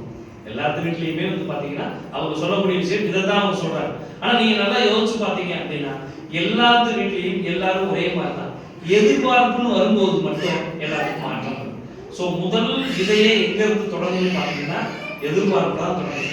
யாரு என்கிட்ட எப்படி நடந்துக்கணும் நான் முடிவு பண்ணும் போது அந்த நடந்துக்க வேண்டியவங்க நடந்துக்கலைனாலே அங்க கசப்புங்கிறது தொடங்கும். இதுல நாம கவனிக்க வேண்டிய ஒரு விஷயம் என்னன்னா, நாம இந்த விஷயத்த ஒரு நல்ல தீர்மானத்தை இங்க எடுப்போம். நாம எந்த ஒரு காரணத்தை கொண்டும் நம்முடைய வாழ்க்கையில யாராக இருந்தாலும் நம்முடைய வீட்டில் இருக்கக்கூடிய வாழ்க்கை துணையை நாம மதிப்போம், அந்த விஷயத்துல ஏற்கனவே நமக்கு இருக்கக்கூடிய இஷ்யூ ஏதாவது பிரச்சனைகள் இருந்தா கூட அது மாறட்டும்னு குரு நமக்கு ஆசீர்வாதம் பண்ணணும்னு சொல்லி நம்முடைய வாழ்க்கை துணையை நடத்த அந்த மதிப்பை நம்முடைய தாய்க்கு சமமாக சொல்ல முடியாது. ஏன்னா தாய் வந்து வேற ஒரு இடம், தாயோட பல இடங்கள்ல நம்முடைய தாய் நம்ம சொன்ன மாதிரி தாய் வந்து என்னன்னா ஒரு கொரியர் மாதிரி நம்மளை என்ன வச்சிருக்காங்க, அவங்களுடைய வினைப்பதிவை கடத்துறதுக்கு நம்மளா மறுபிறப்பா அவங்களுடைய மறுபிறப்பா நம்மளை ஆக்கியிருக்காங்க. நாம வேற நம்ம தாய் வேறையோ தந்தை வேறையோ இல்லை. மகிழ்ச்சியோட இது படிக்கும் போது தான் நமக்கு தெரியுது நம்ம இன்னொரு பிறவியெல்லாம் நமக்கு கிடையாது. தாய் தந்தைய பிறவி தான் நாம, நம்முடைய பிறவி தான் அடுத்த பிறவி தான் நம்முடைய குழந்தைகள். அப்படி இருக்கும்போது இந்த இரண்டுக்கும் வாழ்வுக்கும் இந்த இறப்புக்கும் இடைப்பட்ட இந்த வாழ்க்கையில நாம சந்திக்கக்கூடிய மிக முக்கியமான நபர் வாழ்க்கை துணை தான். அந்த வாழ்க்கை துணையை நாம சரியாக பயன்படுத்தினா சாபம் இல்லாம நோய் இல்லாம வந்த நோக்கத்தை நிறைவேற்றுவதற்கு இறைவன் நமக்கு கொடுத்த வரமாக நினைச்சோம்னா நம்ம வாழ்க்கையில எல்லா விதத்திலையும் நம்ம நன்மை அடைவோம் சொல்லி அந்த தீர்மானத்தை எந்த விதமான முன் உதாரணங்கள் இல்லாம மனசுல மட்டும் நீங்க சஜஸ்ட் பண்ணீங்க. என்னுடைய வாழ்க்கையிலும் இந்த மாதிரியே மகரிஷி நினைச்ச மாதிரி நான் வாழ்வேன் அப்படின்னு நினைச்ச மனசுக்குள்ள நீங்க ஒரு சபதம் எடுத்துங்க. அந்த சபதத்தை நிறைவேற்றி தருவது குருவோட கடமை. அதனாலதான் அவர் ஆகஸ்ட் 30 மனைவிகளை வேட்பு நாளா மாத்தினார். தன்னுடைய மனைவிக்கு அவர் கொடுக்கக்கூடிய நன்றி தான் நமக்கும். மகரிஷி சொல்றாங்க, அந்த கடைசி வார்த்தையோட நிறைவு செஞ்சுக்கலாம். அது கணவனா இருந்தாலும் மனைவியா இருந்தாலும் வீட்டுல ஒருத்தர் வந்து எந்த அளவுக்கு மரியாதையாக வீட்டுல எந்த அளவுக்கு அன்பாகவும் கருணையாகவும் ஒரு அண்டர்ஸ்டாண்டிங்கோட இருக்காங்களோ அவர்கள் அந்த சமூகத்துல எவ்வளவு நல்ல பெயர் பெற்றாலும் சமூகத்தில் மிகப்பெரிய அவங்க வந்து ஒரு கம்பெனியில் நிர்வாகியாக இருக்கலாம், ஓனராக இருக்கலாம், மிகப்பெரிய சொத்துக்கு அதிபதியாக இருக்கலாம், எதுவாக இருந்தாலும் அந்த குடும்பத்தில் அமைதி இல்லைன்னா அந்த வீட்டில் தெய்வத்திற்கு இடமே இல்லை. அது வாழ்க்கை துணையாக இருந்தாலும் வாழ்க்கை துணைவராக இருந்தாலும் அந்த வீட்டில் இந்த 2 பேரும் சேர்ந்து மட்டும்தான் நம்முடைய வாழ்வின் எல்லா வளத்தையும் இந்த இயற்கையிலிருந்து பெற முடியும். அதற்கு 2 பேர்த்தோட நட்பும் அன்பும் கருணையும் மிக முக்கியம் சொல்லி இந்த வாய்ப்புக்கு நன்றி சொல்லி நிறைவு செய்கிறேன். வாழ்க்கை